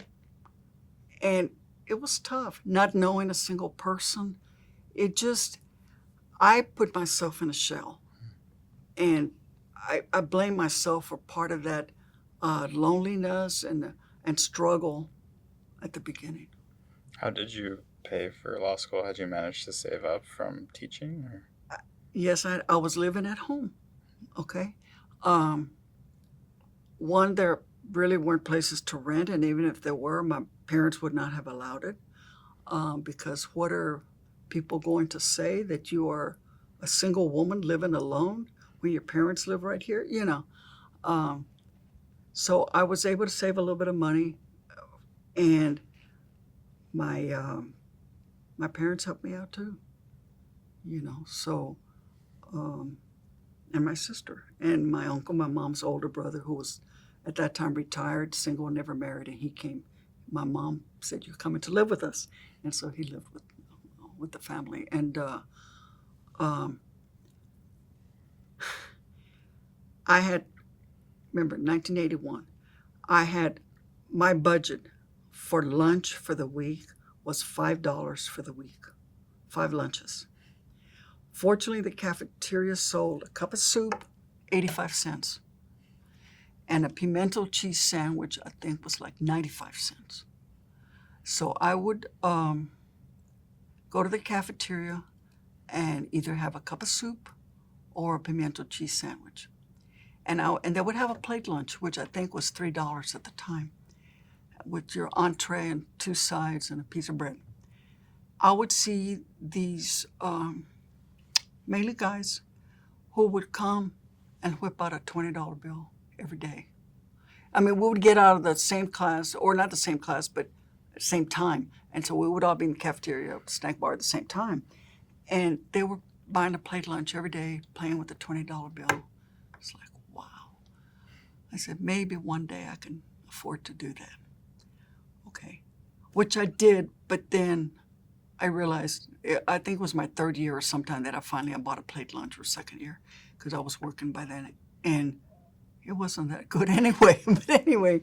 But I learned then my 1st year that, hey, if I buy a loaf of bread and a little tub of pimento cheese at H-E-B, I can pay less for this food, And so that's what I was doing. And I have to tell you that next year will be 40 years that I graduated from law school, so it's 39 years now. I rarely eat pimento cheese now. It just ruined it for you. Yeah.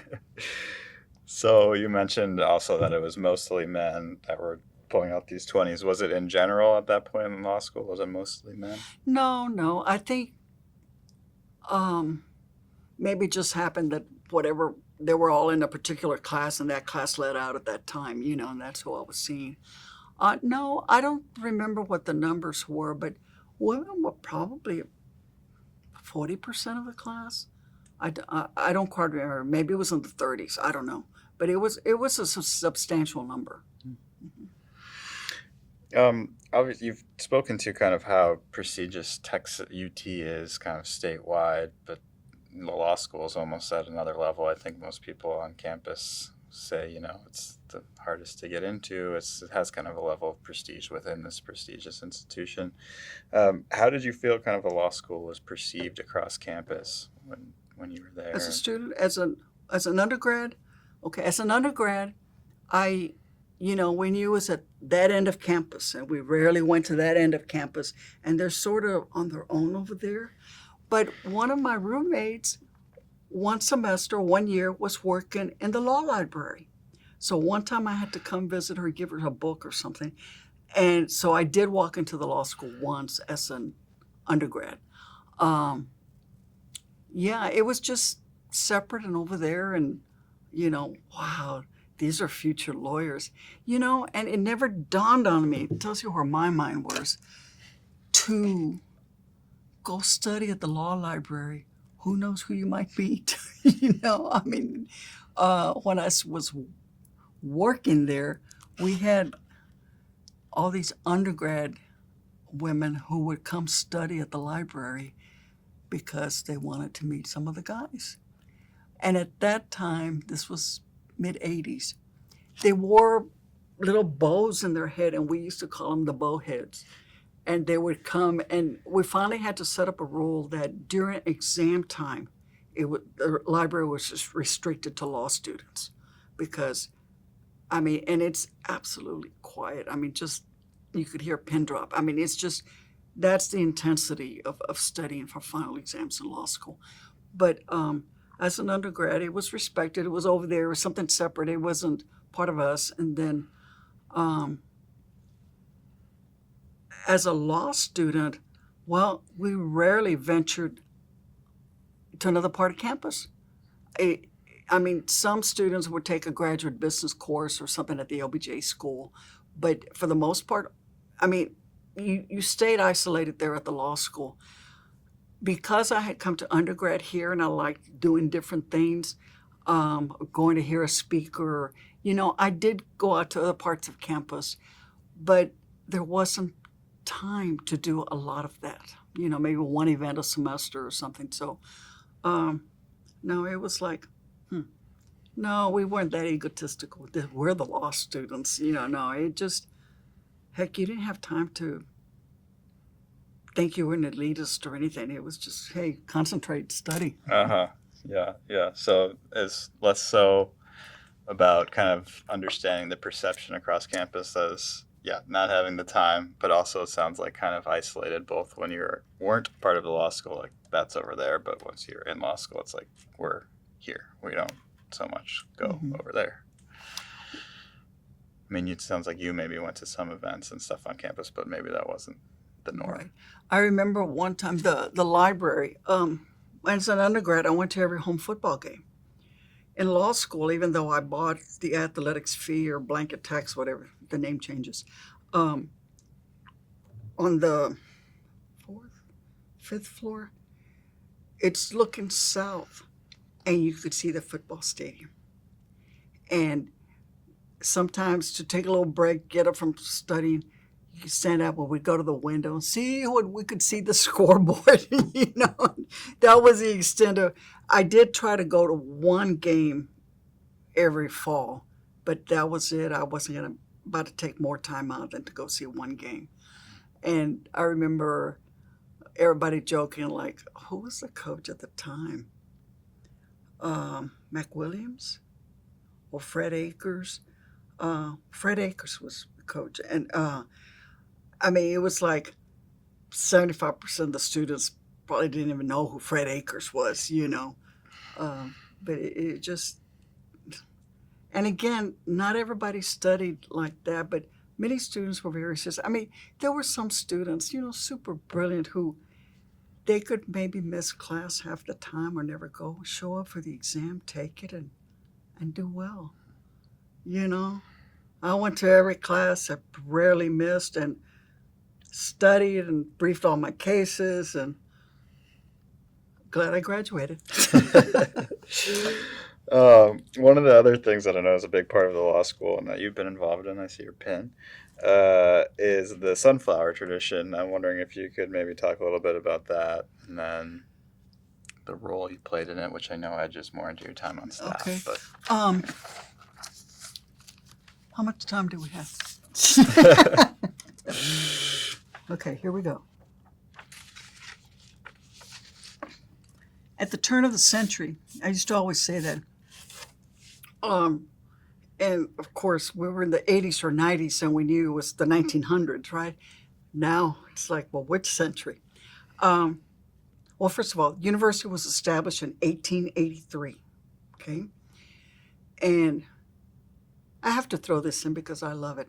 And we always hear the phrase, a university of the first class, right? So in the Texas Constitution, in the section on education, it says, as soon as practicable, the legislature shall establish a university of the first class, styled the University of Texas, and the is capitalized. So that's in the Texas Constitution. At a site to be determined, there was a vote taken on it among the population, okay, with an agricultural and mechanical department. So what did that mean? Now, think back, 1883 or before that, we were a rural state. Because the University of the First Class, that would have fine arts and literature and all that, with the agriculture mechanical department. Well, which is the legislature going to fund first the agricultural mechanical department. And because A&M always says, we were established first. Yes, because the legislature provided the funding for it. But it was a department of UT. It certainly developed differently over the years, but initially A&M was a department of UT. Okay, that aside, what was the question? No. Okay, so the university was established in 1883, and for the first few, there were 4 departments initially. 2 of them, well, one of them was the law school, one was the engineering department, which led to many pranks and rivalry between the engineering school and the law school, okay? And I don't know about the other 2. It probably had to be natural sciences and probably some liberal arts type, the English course, the humanities. Anyway, well, students started graduating. And university president said, they come wherever, we need academic regalia. Okay, so they invited a senior from every department to come and help select what the academic regalia would look like, or which ones it would select. Well, they forgot, intentionally or unintentionally, to invite someone from the law school. The others selected the cap and gown. The law students, seniors, said, we had no voice in selecting the cap and gown. We refused to wear them. University president said, fine. You don't wear cap and gown, you don't participate in graduation. In the spirit of compromise, president said, select something that represents the legal profession. That will be your academic regalia, and you can participate. Now, at that time, ceremonies were in the middle of June. I'm convinced, or I like to make it up, I don't know, that the law seniors said, we got to pick something. Now, remember, these are future lawyers, okay? That they walked out, and the first thing they saw was a wild sunflower. And they said, aha, that's it. We will get pinned with the sunflower. But they had to justify it, right? Future lawyers, they didn't have a problem with that. The sunflower exists worldwide, just like the legal profession. The sunflower turns its face towards the sun, just like the lawyer turns his face towards the light of justice. Okay? And so initially, they wore, and I remember there were only men law students at the time. They wore white suits, and their best friend would pin them with a sunflower. So they would go get the wild sunflowers, and they're plentiful in mid-June, okay? So they would get the sunflower, and over the years, the wearing a white suit became less and less evident. They were, the pinstripe suits, navy, black, whatever. And then women started coming to law school and graduating, and but it was always getting pinned with a sunflower. Now, when I applied for the job, and I don't remember if it was in the actual, no, it was after the dean offered me the job, and I came in to talk to him. And my predecessor, and I think everybody before, would go pick the wild sunflowers. That was the tradition, okay? It was a wild sunflower, and they weren't cultivated at the time. The dean asked me, it was Mark Udoff. He said, now, you are going to continue the tradition. You're going to go pick the wild sunflowers, aren't you? Yes, sir. It's like, he just offered me the job. Of course I'm going to do it. And I love traditions. And to me, that was part of the lore of the law school, the history, the tradition, the spirit. And I said, of course, that's the kind of stuff I love, So, yes, I'm going to do it. So I picked sunflowers. And at that time, we had 2 ceremonies, one for the fall December graduates and one for the May graduates. Now, the May graduates, remember, we had over 1,500 law students, over 500 students in every class.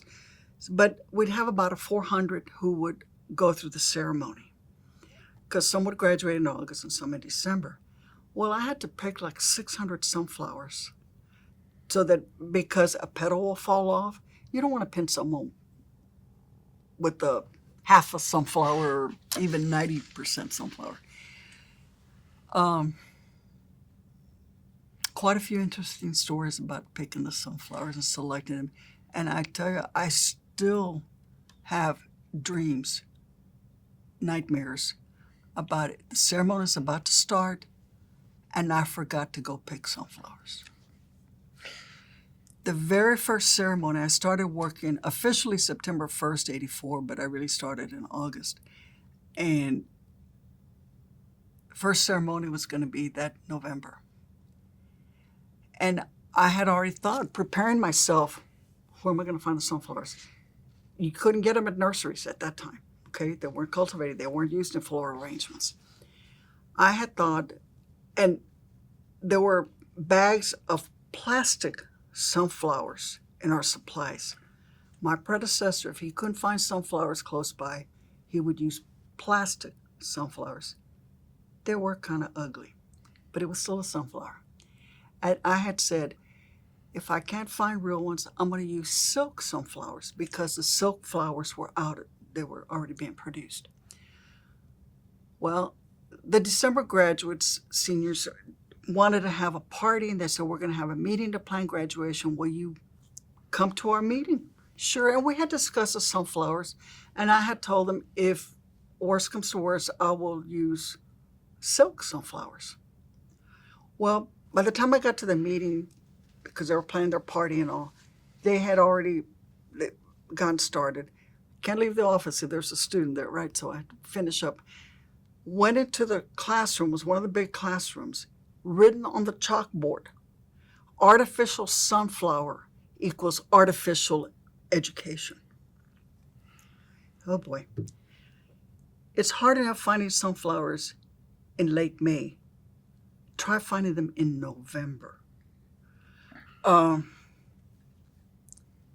It was tough, but I found them. Where?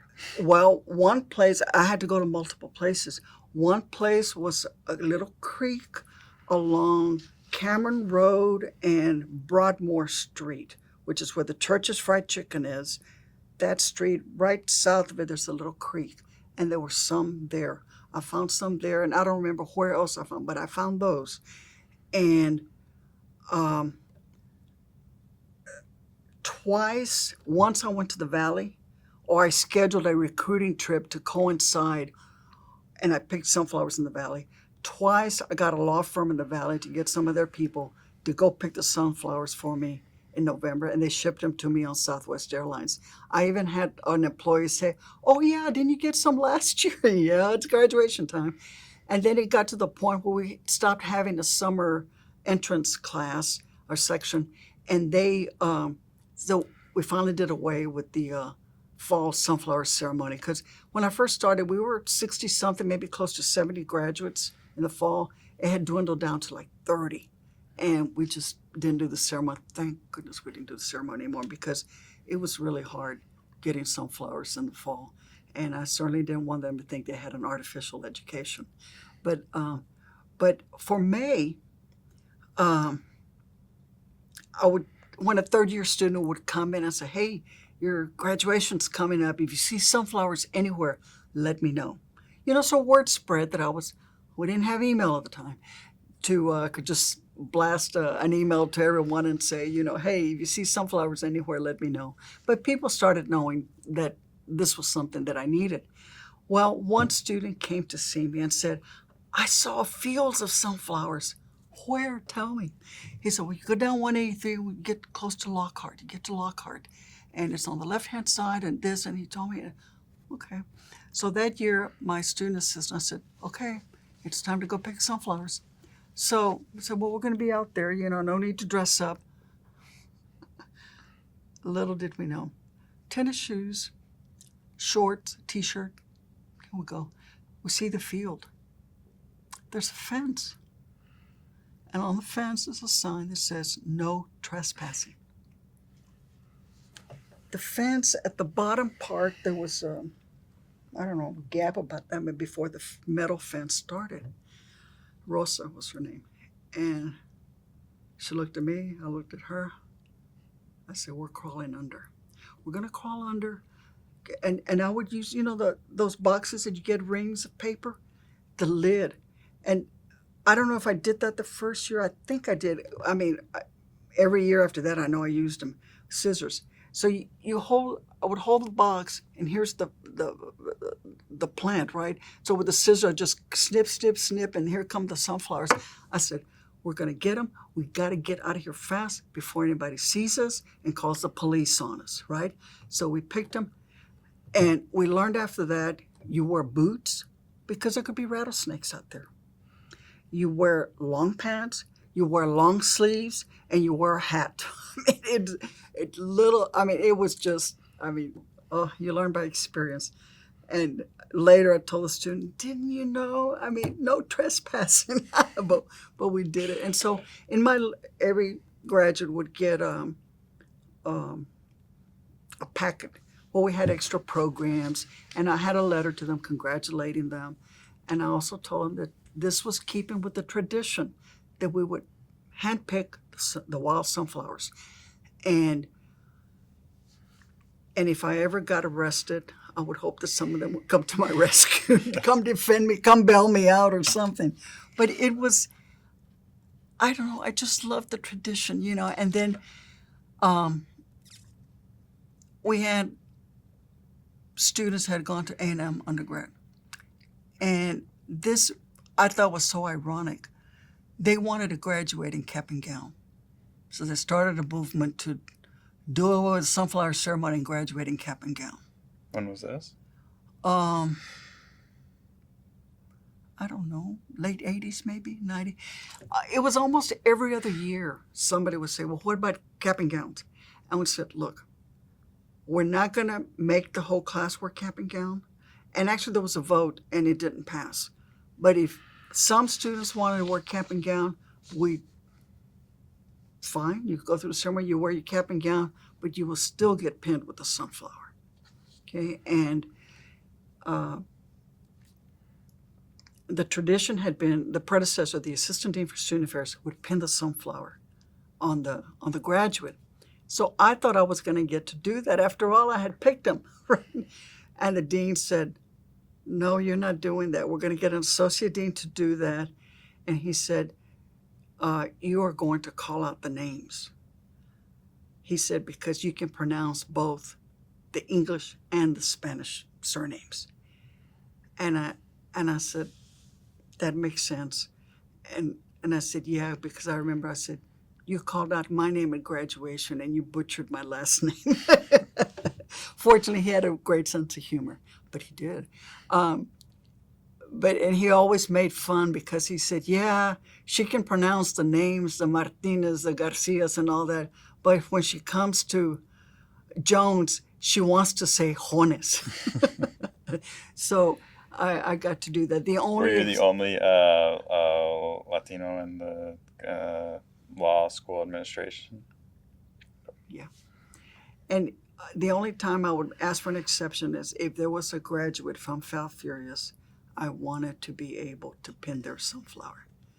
And I did most of them, not all of them, because sometimes it's going so fast, that you don't want to interrupt. I would have to move over and do it, so at some point I just said, no, there weren't that many anyway. But it was very different at that time. It wasn't just calling out the name. It was their name, their hometown, where they went to undergraduate school, who they wanted to thank for helping them through law school. So it was, and the professors always, because they were sitting on stage, we need to cut back on the amount of time. And I said, it's not so much, we can cut out some of the reading, but it's still going to last the same amount of time because you can't call out the next name until the associate dean has finished pinning the sunflower. So, there was time to read all that.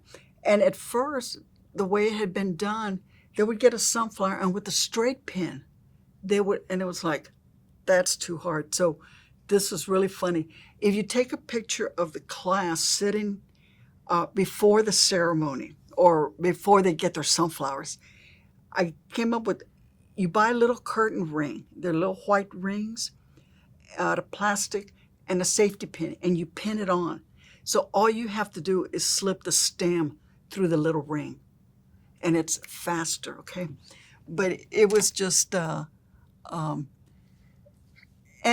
I think in some ways, and I got a letter once from a military dad who was so upset that the ceremony was the most, I don't know if he said unprofessional, or he just did not like the ceremony, because what we allowed is if a student had children, they were allowed to walk their child or carry their child at the ceremony. And he said he thought that was the worst thing. And I said, perhaps, I said, but to that law student who missed out, or that law graduate who missed out in so many important days of the life of that child, having to be at school and studying, it means a lot to that graduate to have their children with them. One woman was there, and she came in a wheelchair because she had had a C-section. Her baby was, I think, 2 days old. That was the youngest. And some, they would just walk them, and we give the kids a little sunflower also. And it was so cute because some, especially if they were little girls, sometimes the moms would have little dresses made out of sunflower fabric for the little girls. I mean, but to me it was meaningful. And to that graduate, it was really meaningful to be able to have their child with them. And so maybe it wasn't as professional looking as others. But when we would call out, and Mr. Jones would like to thank X, Y, and Z, somebody from the audience, and this was at the Irwin Center, yelled out, "What about me?" And because we had a limit of how many words or how many names. And I just said, "And you too." I mean, So, we had interesting times at this ceremony. It meant a lot to me because to me, I love tradition. I think it's important.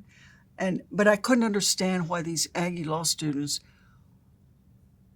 if they pride themselves on tradition, how they couldn't respect the tradition of the law school. So I thought it was kind of ironic. But, and some of them participated, very few participated in the UT Saturday night commencement. But most who do wear cap and gown, so they get to wear cap and gown. And I know when I was going to graduate, I had to warn my parents. I said, I'll be wearing a white suit to graduation. We don't wear cap and gown. And my mother said, but you're still going to get one, aren't you? And take a picture in it. So I did. I did it for mom and dad, So I have a picture with the cap and gown also. But it just, no, to me, when you're in education, whether it be kindergarten or junior high, high school, college, professional school, your goal is to get that degree. And so to me, the sunflower being, that's the symbol of you've attained your goal. You've reached that goal, you getting your degree. It's a powerful moment. It's a proud moment for the individual, for the parents, the family, loved ones. It symbolizes that completion. I've reached my goal. And I wanted the ceremony to be as perfect as possible and for the student. That was my gift to them.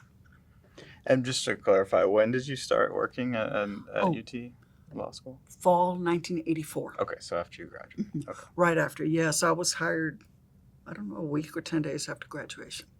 And did you feel like the stories you're telling about what you did to make the sunflower tradition carry on, you went to great lengths to do so. Do you feel like people appreciated how much work you were putting into that?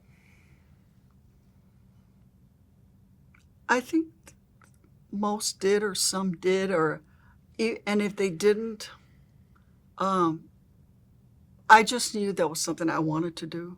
So even if others didn't know, or, to me it was important to do it.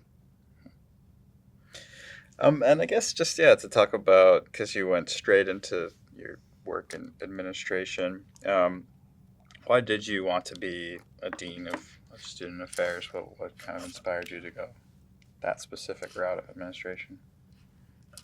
I wanted to combine education and law somehow. And I always liked administration, being able to take a part in running a school. I had planned to go into school law. As a matter of fact, my third year of law school, I was clerking at TEA, the Texas Education Agency, in the Hearings and Appeals Division. So that was the route I had planned to take. But then, because I didn't know if I was going to get this job, the application process started in the fall, '83, and there were like over 200 applicants, and by mid-May, it was down to 5. And they were going to interview those 5. But the school was also, and they had completed the surge. The dean at the time, John Sutton, was stepping down, so they needed to hire a new dean, and they were going to do it right after graduation. And they were going to let the new dean make the selection for the assistant dean. And so it happened right after graduation. And I wanted, again, to combine the two fields, and I had always wanted to go into administration. And other than the first year, no. After I adjusted to law school, I enjoyed it. I'm not sure I liked the Socratic method in the classroom, but I enjoyed law school, being in a school. I was a school person, and it just, I felt that I could do it, and I wanted to. It was interesting to me. Some aspects of it, I think, were probably, I didn't know what I was going to be getting into in some of the fields. I mean, I had seen my predecessor and what he did, but, and he worked closely with the one student organization that I was with, and so, I mean, I got to see some of the things he did. But I thought it was a perfect job, and it was a matter of being at the right place at the right time. If I had been straight out of undergrad into law school, I don't think I would have gotten the job. I would have been very close in age to the students that I'd be working with the following year, as working. But having been out those 6.5 years doing something else or working, and in schools, it just,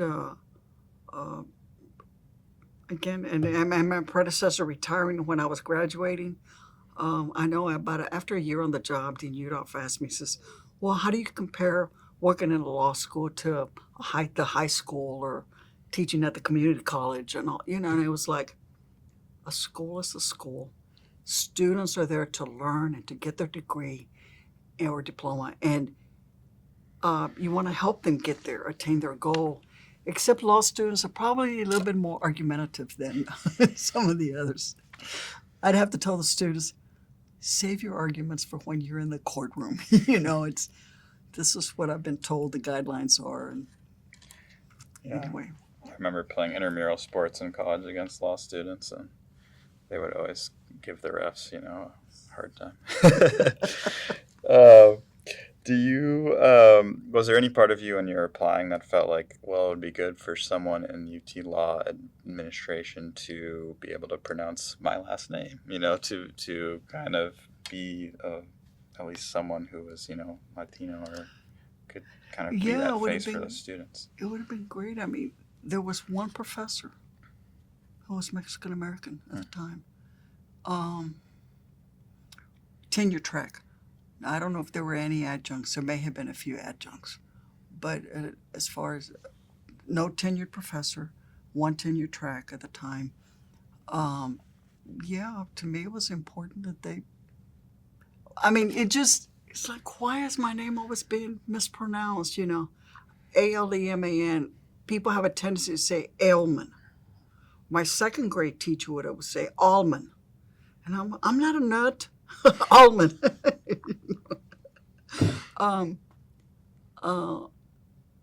It would have been nice, and I realize it's hard. But even now, I listen to a baseball game, the sportscasters, and hearing how they pronounce some of the Spanish surnames. And it's like, why do they mispronounce it? Here in Austin, you would think there'd be someone on staff that could coach them how to pronounce the names. And now they have to say it in Spanish. I don't mind if you say it in English, but at least stress the right syllable. They always, like the one I can't stand, Perez. It's Perez. And I don't care if you say it in English, Perez. But it's not Perez. It's Perez. Perez. And it's like, don't people, I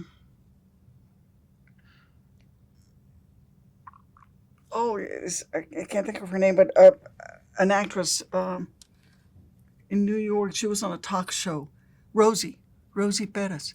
And she was, I noticed that the talk show host said Perez. And I said, she probably told them, do not pronounce it Perez. Why else would they pronounce or stress the correct syllable, if nothing else?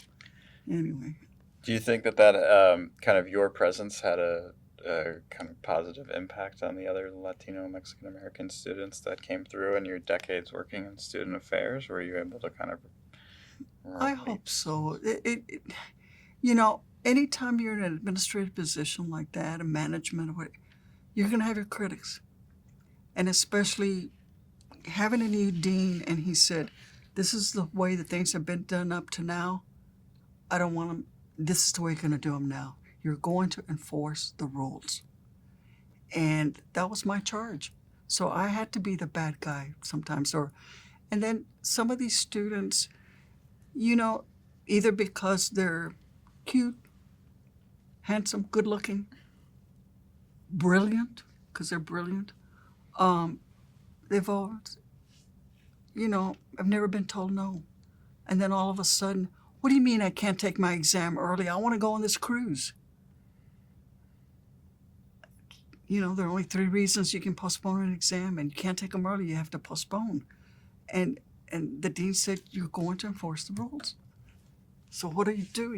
So obviously, I had my critics, and because they didn't want to be told no. And, but my goal was always be fair and be consistent. Then they can't say, well, so-and-so was able to do this. You've got to be fair. And here's the thing, and I understand, for that one particular student, whatever request they had, that was the most important thing to that student. But you've got to be able to have a global view and see, how does that compare to what this other student is going through? There was one student who came in and said, I need to postpone an exam. You could tell he was rattled and upset. And I said, what happened? He said, my neighbor across the street came over to my house this morning. He rang my doorbell, took a few steps down the sidewalk, and shot himself. He had just witnessed that, and he was taking an exam, or supposed to have an exam that morning. He said, can I move it? Absolutely. So even though that cruise might have been real important to that other student, compared to this, you can't, and so that's why you've got it. And with grades being so competitive, now things are different now, because at that time, the students now, their grades, their LSAT scores, they're super high. And we had more variation back in the earlier days, in the 80s and 90s. And it just, so grades were very important, and then law firms didn't want to hire anybody if you weren't, the big firms, if you weren't in the top 10% of your class. So it was extra competitive. Grades were very important. But it just, you try to do what's best for all the students, but it was hard sometimes. I know we're running a little bit longer, so I just wanted to, there's 2 other things I definitely want to make sure we hit on. We may wind up skipping some of the stuff at the end here, but So I want to talk about when you left UT because you had been part of campus for a long time, for Uh-huh. decades. So why did you decide it was the right time to leave UT, and was that hard? Um, I had always said, when I got the job, I remember calling home and telling my mom, Mom, I'm going to retire from this job. And it just, my way of thinking, it's very different from now. My niece, I don't know how many, she's been in her current job maybe 3 or 4 years, but it used to be like every 2 years she had a different job. But every time she was getting a pay raise and a promotion. So it worked out for her. You know, gone are the days where one person stays in one job forever until you retire. But I just knew that, and having worked 6.5 years in the public, or 7 years credit, then I could be in the TRS, teacher retirement system, at the law school. So when you combine the two, and I had said, I'm going to retire for this, and as soon as I vest, I'm going to retire. Well, I vested at age 51, and I said, okay, it's time to retire. So I'm going to retire, draw this retirement, take some time off, and then I'll go back to work somewhere. Maybe here at UT, maybe not. Um, and it was about, I'd been out, I think, 14 months, and my dad got sick. And so I went and stayed with him for 3 months in FAL. And what a blessing that I was retired. I didn't have to worry about being away from the office, from the job. And then it was like, I got to be ready. My suitcase was packed that if he calls, it's a 4-hour drive. And if he's sick, I'm taking off. And I don't want to have to explain to work, or I can't come in and I don't know how long I'll be gone, all that. And so I did a couple of things part-time after that, but, and even before, well, there were only two main jobs, but not much. And it just, and once one is retired, it's like, do I really want to go back to work? I was doing extensive volunteer work on boards and other things, and I just enjoyed it so much. And I said, teacher retirement system, that's like my sugar daddy. They're paying me. And I said, well, you really did earn that money, so it's not a sugar daddy, but it just, I said, I can live on this. So. And you mentioned kind of volunteering and kind of giving back to the community. I think it's a good segue into the last question here, which is the scholarships you've started. Could you tell us a little bit about those and kind of what the... Okay. The first scholarship, so there are really three. The first one was started by the CHELSA, the Chicano Law Student Association.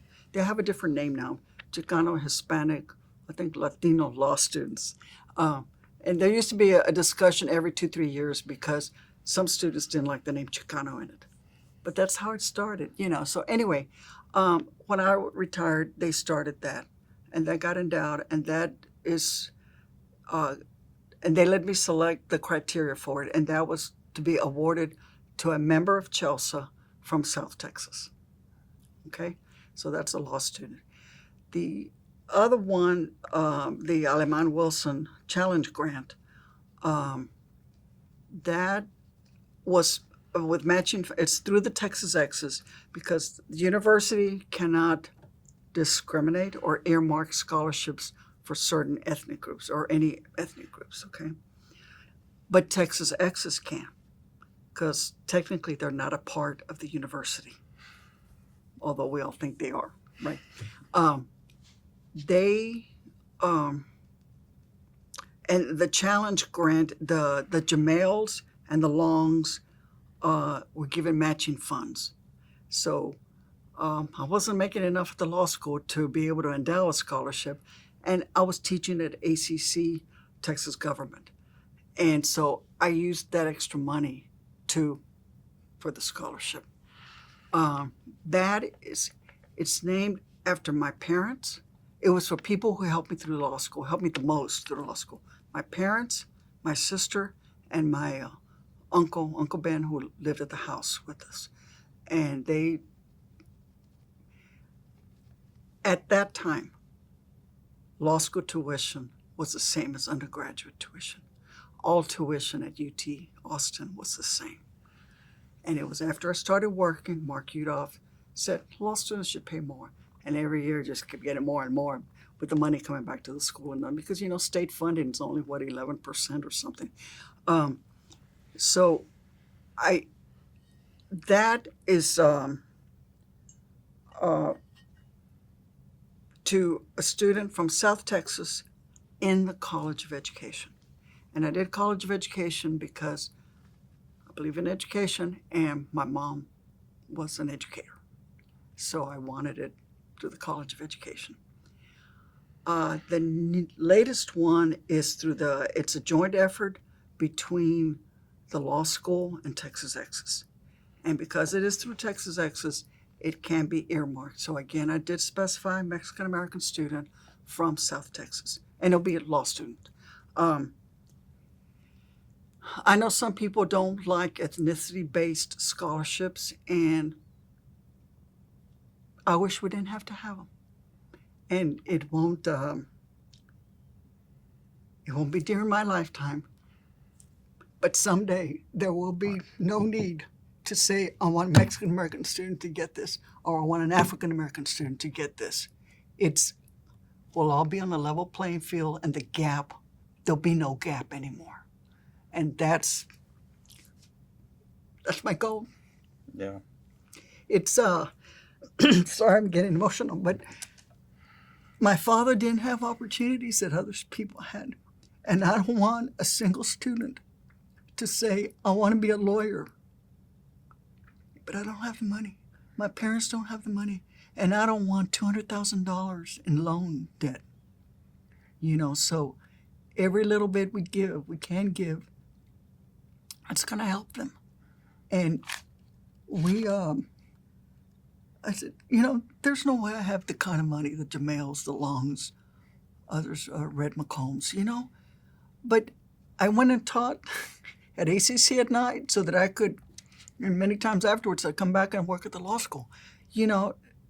Set money aside, and if people can't do it because they have families, at least provide the opportunities for your own kids. So many parents spend the money on themselves or whatever, and they say, you want to go to college, we'll give you a little bit, we'll help you, but get loans. Gosh,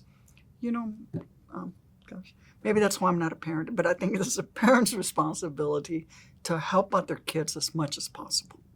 And I realize not everybody can. And also, a formal higher ed education isn't for everybody. That doesn't mean one cannot be successful. Michael Dell never graduated. But there aren't that many Michael Dells around, right? Or trade school, whatever, just so that you make a living, that you're happy, you're comfortable, and you can provide for your family or yourself. When did you get over the kind of, I don't know if it's like a mental hurdle or what, that I don't have as much money as Redmond Combs, I can't do this? Was there a moment where you realized, no, I actually can make this happen, I can make these scholarships happen? I had a goal. I know I can do this, or this is what I want, and this is what it's going to take. And I don't know, I guess I don't take no for an answer. It's like, why not? Keep going. I'm a dreamer. Don Quixote's my hero. And if you can think it, plan it, you can do it. I feel like we've come full circle, and that's maybe a good place to end. Is there, before we end the recording, is there anything else that you wanted to say? Not really. I think I've said enough, and I'm out of water. There you go. Well, thank you so much. This has been amazing. I really appreciate you being so generous with your time. Oh, you're very welcome. My pleasure.